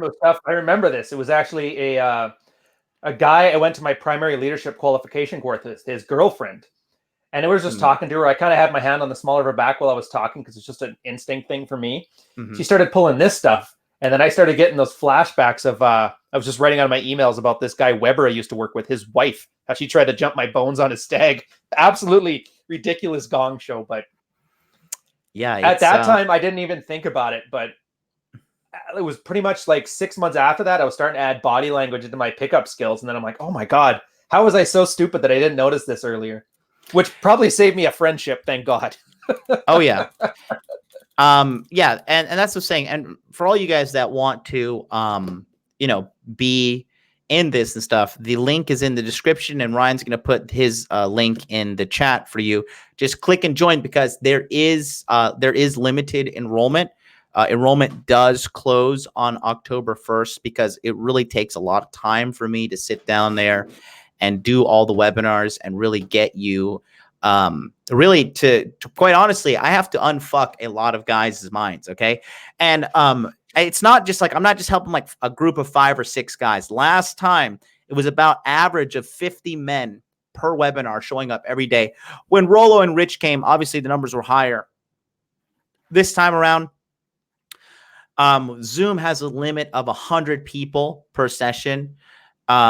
Unfortunately, some people just don't attend the webinars. I have no idea why. They just think that they don't need to get to the webinars. They think they're going to do it on their own. I've had guys from quarter 1 who are like, hey, man, I got the course and I've missed the webinars. How can I get into quarter 2? I'm so sorry. I'm like, dude, you fucked up, wasting your time. But you are still entitled to them. So in order for you to really get the full value out of this course, you need to watch the entire course. Okay. Don't just skim through it. I've got guys skimming through it. Okay. 2, you need to attend the webinars. And 3, participate in the Facebook group. These 3 things will irrefutably change your life. And how do I know? I've been having nothing but home run success since quarter 1 and quarter 2. Actually, I was thinking too, John, on this. You know what's hilarious? What's that? There was a certain convention in Orlando. I don't know if you've heard of it. It's going to be bankrupt soon, so who knows? But Hot Dude Con? No. The other one, the crazy one. Mm-hmm. But it was funny because, and it's kind of like your course, how a lot of guys just put out courses, they leave it there. He just put out a convention, people spoke, and then they leave and they go home. when Rolo and I and a bunch of the red pilled guys came onto it, we actually hung out in the lobby. And so guys would pay to go see speeches, but then after the speech, they're like, hey, I can go have lunch with Rolo, or I can have, breakfast with Ed Lattimore, or have a drink with Ryan. And it was those little value adds that people responded to, that this was my favorite part of the thing. And this is why I actually liked the body language stuff. Because obviously, like, I know body language enough now. I don't need the course for myself. But the fact that you actually sit there and walk guys through this stuff, it makes it very hard for a guy not to take the course. Because I'm sure you've heard that stat where it was, out of all these e-courses, I think 12% of them are people actually use them. The rest, they just collect them like Pokemon. And they just leave them on their hard drives or leave the link there, and they don't actually look at them. Dude, you have no idea. I have access to all the back end data, and I see the people that buy, watch 20%, don't attend the webinars, and then they're like, "Whoa!" They contact me, 2 months later, like, "Hey, I'm still having dating problem." Like, dude, you didn't do any of the fucking work. Like, what do you expect? Like, you take the course and like women get this psychic signal, like, okay, now I should go fuck this guy. Like, it doesn't work like that. Well, that's what I mean. Like, you're one of the, like, I think I've signed up for a few myself in the past, and most of the guys don't engage. And with these horrible engagement rates, I can see, like, they don't have to, because people are just, and they're too embarrassed to say, like, I bought the course, but I didn't actually watch it. But you kind of make it very hard, because you're basically dragging them through the content. So the military, I used to be a military instructor at the Fleet School, and teaching guys things and then forcing them to pay attention while you're teaching is one of those things I can resonate with. Yep. Because I used to do it all the time. And it's why I can tell you did some teaching back in the day. Plus you put a lesson plan together, which is nice. That's refreshing. Yeah. I mean, I've been teaching, I was teaching when I was in the church. I was a coach for an acting team, and we got second in the state of Florida. Right? Really? The name of our group was No Ma'am, National Organization of Men Against Amazonian Masterhood. There's an 80s reference for you. and then, what's funny? Let me tell you something. The only reason why we didn't win first place? Why's that? The team that won first place, the judge of the competition was also the coach of the team that won first place. Fair enough. I mean, come on, that's pretty ridiculous. You have to fucking draw a map for you. You know what I mean? It's just absolutely like that. We got shammed. But that, and then obviously been teaching in Japan. I've taught at university level. I've taught children. I've taught toddlers. I've taught senior citizens. I've taught at corporate pharmaceutical industries. For those who know, like Nipro, and that's a huge Japanese pharmaceutical medical advice industry. I talked with them as well on a corporate level. So from top to bottom. And it's a really funny thing, because it's not marketed enough, and I'm surprised more people don't. Like, putting out the course, putting the marketing out, that's one thing. But actually giving a guy the tools against his own best instincts not to do anything, that's tough. And it's not an easy selling point. It's like, hey, I know you're lazy. I know you're putting it off. I'm going to do this to make sure you actually get what you paid for. Nobody really does that. And it's one of those things that if I ever come out with an e-course myself, it's probably going to be one of the biggest things. Yeah. Like, I guess, I don't know, what's the word for it? Is it retention? Is it? What do you mean? The ability to, like, somebody buying something is one thing, but then buying it and actually using it, that process, like bridging that gap. Well, I mean, at the end of the day, look, I don't even think there's a marketing term for it. That's how low priority that people treat it normally. And that's why I enjoy that you actually do it. We got to come up with a term for it. For the other guys in the industry, I mean, it's counterintuitive what I'm doing. Literally,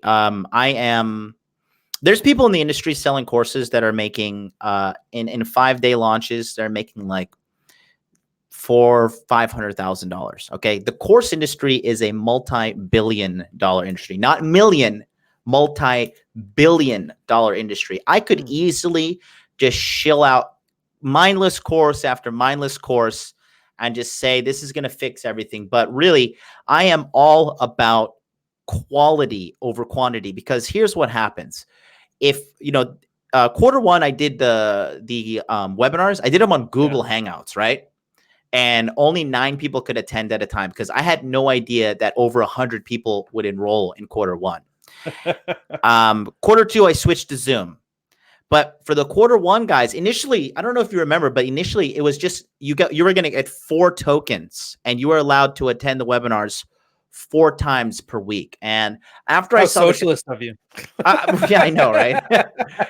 I go full capitalist on them on this next one. But what happened was I'd seen these guys and I saw the looks on their faces, and I've seen these guys like literally desperately looking for answers. And I just felt like this responsibility to just dump all of my data from all of my womanizing and global gallivanting and everything and just give it to these guys. I remember I had this one guy, his name's Ron. He's a boat captain, right? Captain Ron, really? Yeah, his name's Captain Ron. And he spells his name like a French way, like RAUHN or something, or GHN. It's very interesting. How many Kurt Russell jokes does he get, by the way? You You not know that movie, Captain Ron? You know what? The only Kurt Russell movie I know is Escape from LA. Oh yeah, Captain Ron is a Kurt Russell movie with Martin Short. It's actually kind of funny. You got to poke fun at this guy next to you see him. He's probably from that area, but he's 47, and then we coached him, right? Mm-hmm. And the fact that he was like he thought like he was like this other guy I had named Nick up in New York, and he thought that in his 40s he was just a sexual leper. He was just an outcast. And oh, poor bastard. If only he knew. Well, no, he did. He learned very quickly. He went up to a chick at last call at the bar. She was 24, and he's like, "Hey, listen, my name's Ron. I think you're hot. Let's get the fuck out of here." She looked at him, slammed her drink. She was like, "Okay, let's go." And he's like, "I could not believe that me at 47 years old, I was able to have sex with a 24-year-old woman, and for her to love every moment of it and come back asking for more." Yeah. And I was just like, yeah, dude, these bitches are hoes. Like, you don't really like, more importantly, like they are dying for male leadership. They are dying for male presence in their life. And yeah. He was probably the first guy in months who had stood up to her and said something without making it into a question or like asking for her approval. Absolutely. And it looks like somebody just signed up right now. Every time you hear that little tone, somebody signed up. Oh, I was hoping you had the old, and I always like to poke fun at it, the George Bruno thing. Every time somebody signs up for something. Oh, I don't have that linked up. I wish I did. That one makes me laugh with the bicep curls. Oh, you know what's embarrassing? I know we're off topic from the modern thing here, but I'll go quick. Mm-hmm. Drew has gotten me onto like time under tension workouts now. So I'm actually doing slower repetitions and lighter weights, and I can't do biceps now without thinking that I now look like George Bruno, and I hope nobody's filming this. Oh, it takes like a minute to get up to the top, but oh man. Oh, Georgie, no, and that's another thing. When we talk about in the course too, we talk about fitness. We got some good guys. We got some guys that are in really, really good shape. I know Drew Bay is in the chat. I mean, Drew, you're more than welcome to join in on these webinars as well, dude, because you are.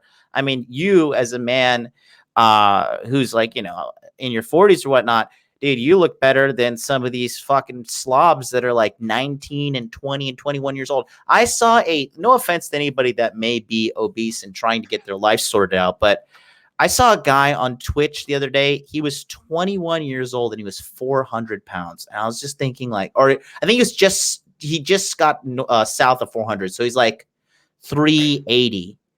But I'm just thinking to myself, how? One, how? And two, like, this is your competition. This is your competition. This is who the girl at the bar has to make her choice between. This fucking gravitational force or a guy like you, if you have your shit together, and I'm talking about having your fitness together and more importantly, having your game together. Because a lot of people, how many guys, because I like to ask this to all the people, how many guys do you have that are really good looking, got a good body, got good money, and just in a sexual drought? I know exactly who to talk. I don't want to mention him. He's actually watching this one, but absolutely jacked, completely ripped, swole as hell, 6'2". He's Gatineau French, so he's mostly English. He had to shave his head because he's bald now. But when it came to women, his only game was to stand there smiling and then hope that they pick him up because he's so swole. And it worked occasionally. Not very well and not very often. But when it worked, it was like, you son of a bitch. But my other buddy Chris and I, we're in decently good shape. He's in way better shape than me, but Mm-hmm. we actually had game, and so we had way more success in general. Yep. I've So never had it's six-pack abs in my life, but yeah, I I've been have. seeing your Instagram posted meals there, talking about Yeah. going on a cut and then gravy biscuits. Like, geez, man. Well, I got a saboteur. I got a saboteur in my dwelling every weekend. So you saw the taco dinner who Yeah, was yeah. made for me. It was not made by a sex doll, believe it or not. I know some people thought I had I like a kind of sex. wish it was, because those look like hard shelled tacos. And I don't know if you know this, but my girl's actually born and raised in Mexico, and so Oh, she I didn't kind of know that. cries when she sees them. Yeah, yeah, a really, really small town on the Baja. But the hard shell Interesting. taco thing, it's such like it's the equivalent of showing a French guy like English cheese, or showing a German guy Budweiser. He's like, ugh, Really? What? Wait. Hard shell tacos are not a thing? they're not a taco. No, they're not at all. That's a weird American Texas type invention. Oh, wow. There's corn and wheat tortillas, and that's it. You can make a taco out of them, or you can make a burrito out of them, but they're never ever hard shelled. Some guy on Twitter was like, "Yo, dude, you need to like make your own taco shells at home." I was like, motherfucker, I've got shit to do. Like, It's not actually that hard. You'd to be make hard surprised. shell tacos. Well, the hard shell part, it takes a little bit of, you have to have some equipment, but the normal soft tacos are easy once you get a tortilla press. I might make that a video, actually. That you John will should. teach you body language. I'm going to show you how to make some tacos. You should. In Japan, they don't have the households. They don't have ovens. Do you know that? What? How do they cook food? They just don't cook with ovens. They just like all their food is either like they have like a little slot in the gas stove where they like slide in fish, and they have like a little bake that they cook fish and stuff. But most of Japanese cuisine, thank you, love. Just my non-sex doll just brought me a coffee. You know, it's Oh, that's nice of great, her. man. Yeah, well, I issued the command, and she must comply or goodbye. You know, Yeah. send her home on the Shinkansen crying in the morning. Yeah, we should show that video, I guess, too. The one where bringing a guy coffee is good body language. Actually, do you mind if I throw on a second one here? I know we were supposed Hell to yeah, show all three, fuck but yeah, let's show it. We got Peter in the chat who seems to be on the fence. I think he's in Europe and he's asking a lot of questions. Peter, dude, I'm telling you, man, just get he's in Holland. Okay. Dude, if you can speak English well, get into the course and attend. That's all I got to say. yeah. This one's the one on spacing. Okay. So yeah, I don't think you can hear the voice, can you? no, you can't. I'll just Right. kind of narrate. Fine, So it's body language. as you can see, like this is the quality of the production. And StreamYard actually, look at that hot dude on the left there. StreamYard actually throttles the FPS, so that's why it looks like this. It's actually filmed in 720, very high quality, and it's done very well. It looks way better. It looks like 1080 on my computer. Well, whatever. So yeah, we're talking here about proximity. So everybody has their bubble, right? And when you're able to pierce her bubble, right, and you're able to get in there with her, this is a huge indicator of that she is okay with you being near her. And as you know, with her being near you, this is a precursor towards sex. Now, this can be done one of two ways. She can actually, if a girl likes you, she'll like intentionally pierce your bubble and get into there with you. Or if you make the step forward and she allows you to stay with her, that's also a very good indicator. Here's obviously some aggressive body language of her. That's that's very strong. She's sliding back and she's putting her arms in front of herself. She's closing herself off. Okay. You know, one thing I used to love doing with this, by the way, here, I'll just pause it. So I don't want to cut into your script here, but you're cool. One thing I used to love doing with this is I would tell a girl, like, do you want me to tell you a secret? Like, do you really? And then I would come in, and then if she leaned in, then I always took that as a positive thing. It would be something stupid like your shoelace is untied. Yep. But it would always be that anticipation. And it's funny, just by saying the secret thing and getting that engagement, she would lean in, at least if it worked. If it didn't work, then the girl would always lean back and like, oh, what are you going to give me? And that's when I kind of knew that I had work to do still. When they, like another thing about body language is it really allows you to see the buying temperature. Yeah. Well, you can't lie with your body language. Exactly. And here's another example. So here's me. I just step in and she allows me into her bubble, and then I kind of like just reach out and touch her there. When you're talking with somebody, natural conversation, sometimes you end up touching each other. It is what it is. If they're receptive to your touch, this is always Oh yeah, there's the bad one. is a good one right there. No, this is still the good. This is still the good. You'll see it switches here, right here. This is the retreat, right? So she's not okay with me being near her, so they'll typically take a step back, or they will you'll take a step forward, and then she'll stay with you for a little bit, and then she'll take a step back. There's a lot of ways to indicate this, but ultimately proximity is huge. And if she likes she might even break your bubble. You know what it is, like some girls like accidentally bump into you, or they see a hair on your shirt, or like maybe, I mean, like that's how girls approach. They don't do what we do. They just make themselves available. They put themselves as close to you as possible so you can make the move. They literally give you a green light. Yeah, and then that's the thing. Most of the guys, they're just completely oblivious to it. That's the big thing. This is a huge indicator here. Look, that's the friend zone hug. You see that? The lean. The lean in. The hug you want to go for, this is the greatest indicator, okay? If a woman gives you a hug, and the hug is when your crotch is flush to hers, a crotch to crotch hug, that right there, the uglies. that is the one that she'll push her breast up against you as well, because you have to realize, like, how you gentlemen out there in the audience feel sexually attracted to women. Women feel sexually attracted to us too. It's not a one-way street. Okay. So that's a huge indicator. Once you get the crotch to crotch hug, I mean, it is good stuff. You're really in there like swimwear. And here's another one of me just stepping in and doing a chat with her and kind of piercing her personal bubble. And they'll do it all the time too. Choice of words, by the way. Well, I mean, it's true. I mean, listen, man, there's a lot of sexual connotations in every aspect of life. I just happen to be the guy that points them out, compared to people who just, like, I don't know, just think like women are just these little angels that don't want to have sex or anything like that. That's acting like sex is bad. It's this weird puritanical thing, and I don't know how it's held on so long, because it's clearly not the case. Oh, you should come to Japan. They don't give a good goddamn. Oh yeah, I've been They're there. open. Dude, just drinking whiskey, watching baseball, meeting a random guy who doesn't even know English and I don't know Japanese, hanging out for a couple hours. I'm like, you don't get that kind of friendliness in mega cities outside of Japan. Oh yeah, and did you see? Let me see if is Mark Gordon in the chat.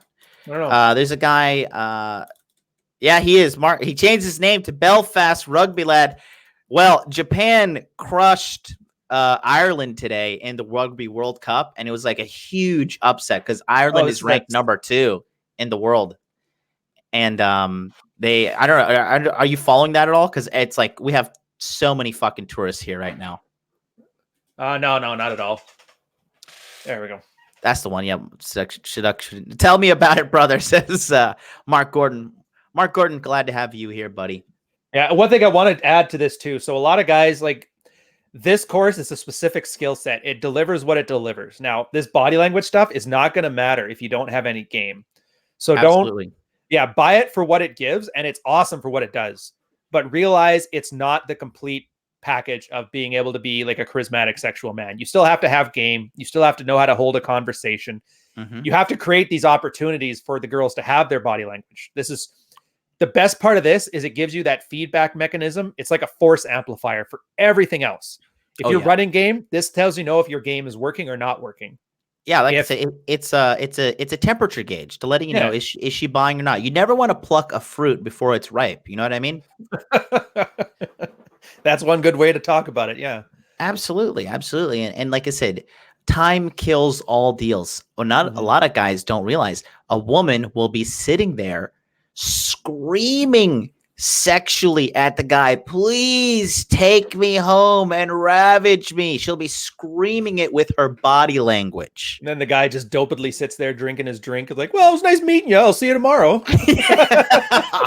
Toodaloo. Or he thinks that he needs to, because he's reading the PUA stuff from the early 2000s. He's like, oh, I need to take her to 6 different venues to create 6 different memories with her over the next 6 hours, so I can, you know, Yeah, and align my. sometimes you do, but you're right. Sometimes it literally all you have to do is be the right guy at the right place at the right time and read the right signals.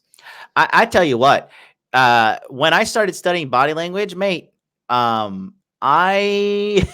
I brought my closing rate like down from 3 dates to literally 1 to 1.5 dates. Like it literally got to the point now. It's like within the first couple of hours. It's just that's how good I've gotten Yeah, I at like how knowing. you're goal oriented that way. I always enjoyed the process. The chase part Fuck was fun that. for I me. enjoy ejaculating. I don't have time to enjoy the fucking process. That's the American in me. It's like, come on, like let's get to the point here. I get to the part where I'm fucking Jackson Pollock your face. You know, I don't have Dude, time to I hear about almost your cat. That's hilarious. I almost had as much fun telling the story about how I got Rose from that hotel room into that hotel room as I do actually getting her into it. It was at the I'm point, like, and it's obviously came after I had a few lays under me, but it came to the point where if a girl just threw herself at me, that would actually turn me off. Like, no, no, no. It's like the haggling. You know, when you haggle with people and they're like, and you don't want to haggle, and they're like, what are you doing? And they kind of expect you to fight.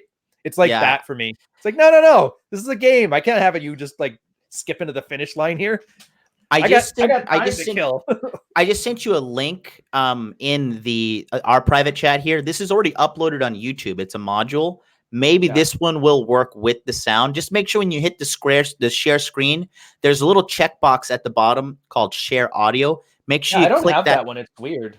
No, you should have it. Even when you click share screen, it'll say share audio in the bottom left-hand corner as well. After you click the share screen. Yeah, should. Well, we'll see if I'll give it a shot. Maybe it'll make a difference.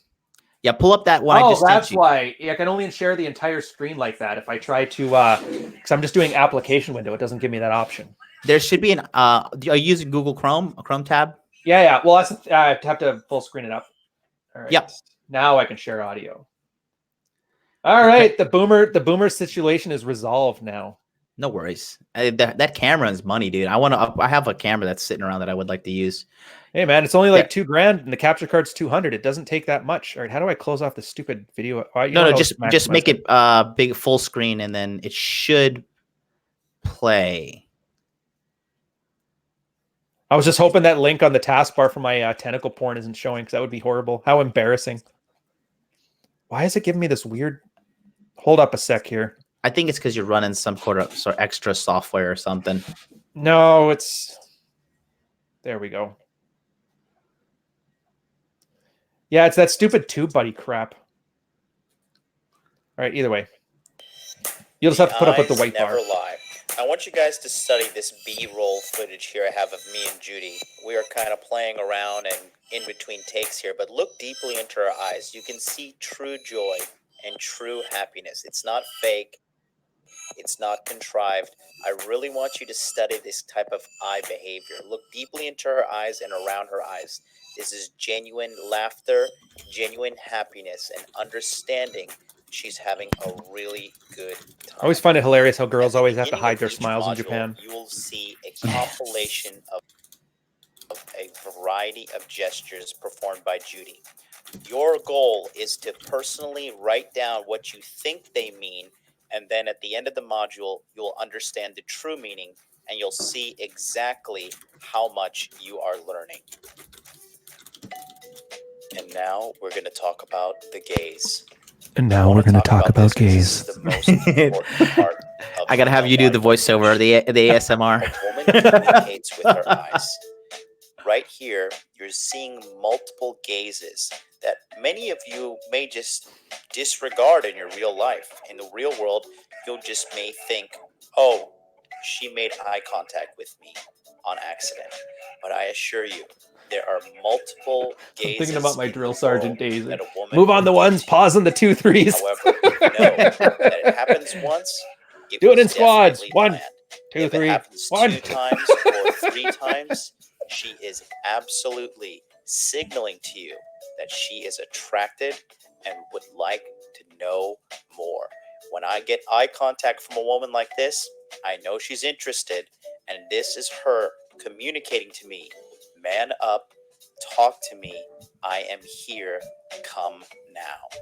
In addition to the gaze, she'll Yeah, smile. I can't Here's a understate that micro one, smile. by the way. It's This one literally here is a medium girls smile. don't approach because girls fear And rejection. So the upcoming girls making here themselves is a available is teeth-baring their version of smile. walking up to a guy and if asking they him, really like you, asking they'll him the give a very time. big smile. Yep. And if she Eye likes contact. you a Eye lot, contact's she'll burst huge. into laughter. Yeah, here. eye So contact, let's review it one more proximity. time.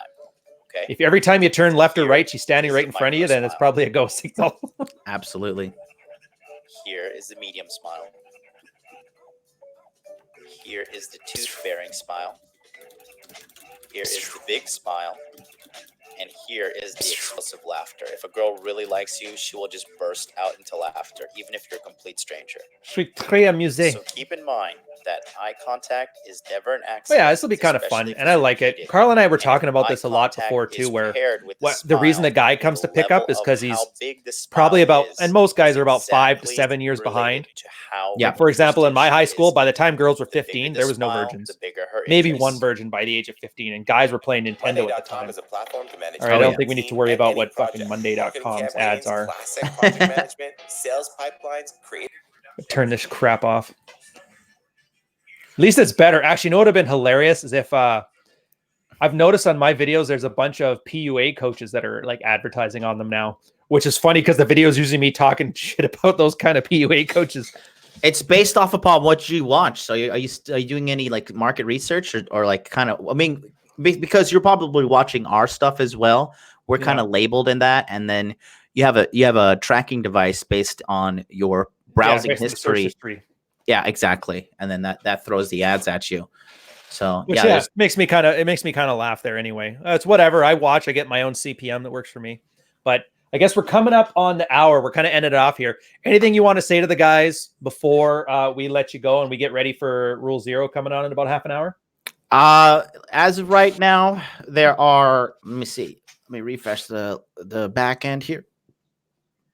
There are 80 spots gone. 80 people have enrolled in approximately 24.5 hours. So I've still got this thing open for 4 more days, but I have like somewhat of a soft cap at 200. And it's just human psychology 101. Last minute, I literally down to the last minute that the course is open, somebody buys, somebody enrolls. Literally, like it'll be 11:59, October 1st, and I swear to God, somebody's gonna enroll.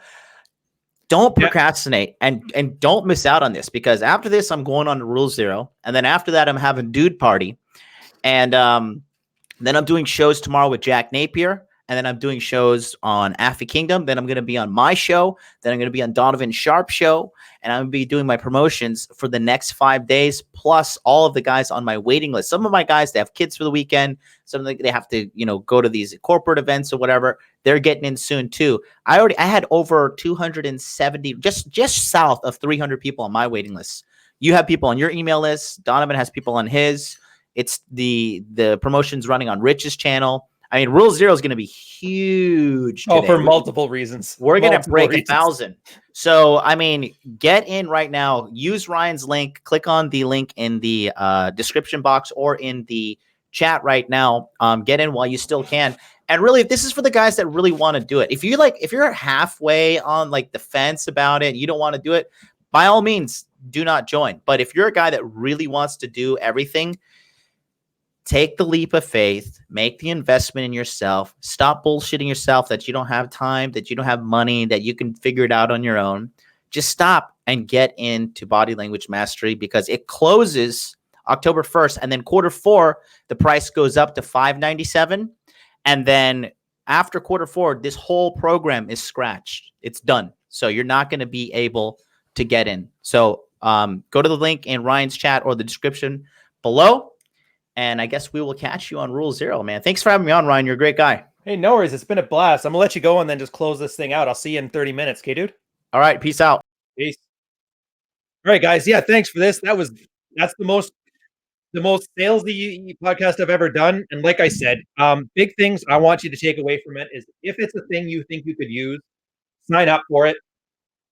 John has an awesome work ethic. The whole reason I liked working with him, like, I know he's an acquired taste. He's very passionate about things, and he hates when people disrespect him, but he's very funny about it. So that's good too. He at least shows great anti-AMOG tactics. So if this is the kind of thing that interests you, do sign up. I threw the link in there. And more importantly, if you have signed up for it, especially if you're part of my email list, give me some feedback. I want to find out the success stories. Hey, I did this one, and I kind of noticed this chick from work has been throwing these things at me, and I never noticed it before. And I slept with her, and then I got a Me Too accusation, and now I'm fired. I love hearing those stories. Yeah, let me know things that work, and if there's some things you find that don't work, let me know too, because I always want to make sure that people get value when they interact with me. I'm not here to be a leech. I'm here to provide more value and improve lives. If I wanted to make money, I've been gone back in corporate, make more money off of that than this. I'll leave that there. So if I find out, like, yeah, the course was great, the webinars, if they shifted them an hour ahead or an hour behind, I'd actually be able to do it a lot easier because I can't skip work, or the videos were fine. Is there any kind of subtitle languages? Because a lot of the times I'll watch them and be reading them, but I have to have the volume off. Any little things that you want to know, because at the end of the day, this is a two-way process. The manosphere is as good as we can deliver, and then you guys can give feedback on. And so, even if you don't sign up for the course, and you have your own examples of body language that you had to learn the hard way, things that maybe took you so much of a time, feedback on that stuff too. I love reading and hearing all about it. At the end of the day, we're all in this one together. And if guys are becoming more sexually successful and improving their lives in the ways that matter to them because of it, always for it. But on that note, I'm going to let everybody go. Thanks for sticking around. We'll have this stuff up in a few days on all the podcasts that I'm on. I want to throw up links, but a lot of the services, they keep telling me as they go. As far as I know, the anchor.fm one will show you where to find all these ones, but there's always YouTube. I have a personal soft spot for Spotify, so I would suggest going to it there. But I'll see you guys in 30 minutes when we talk on Rule Zero. Cheers.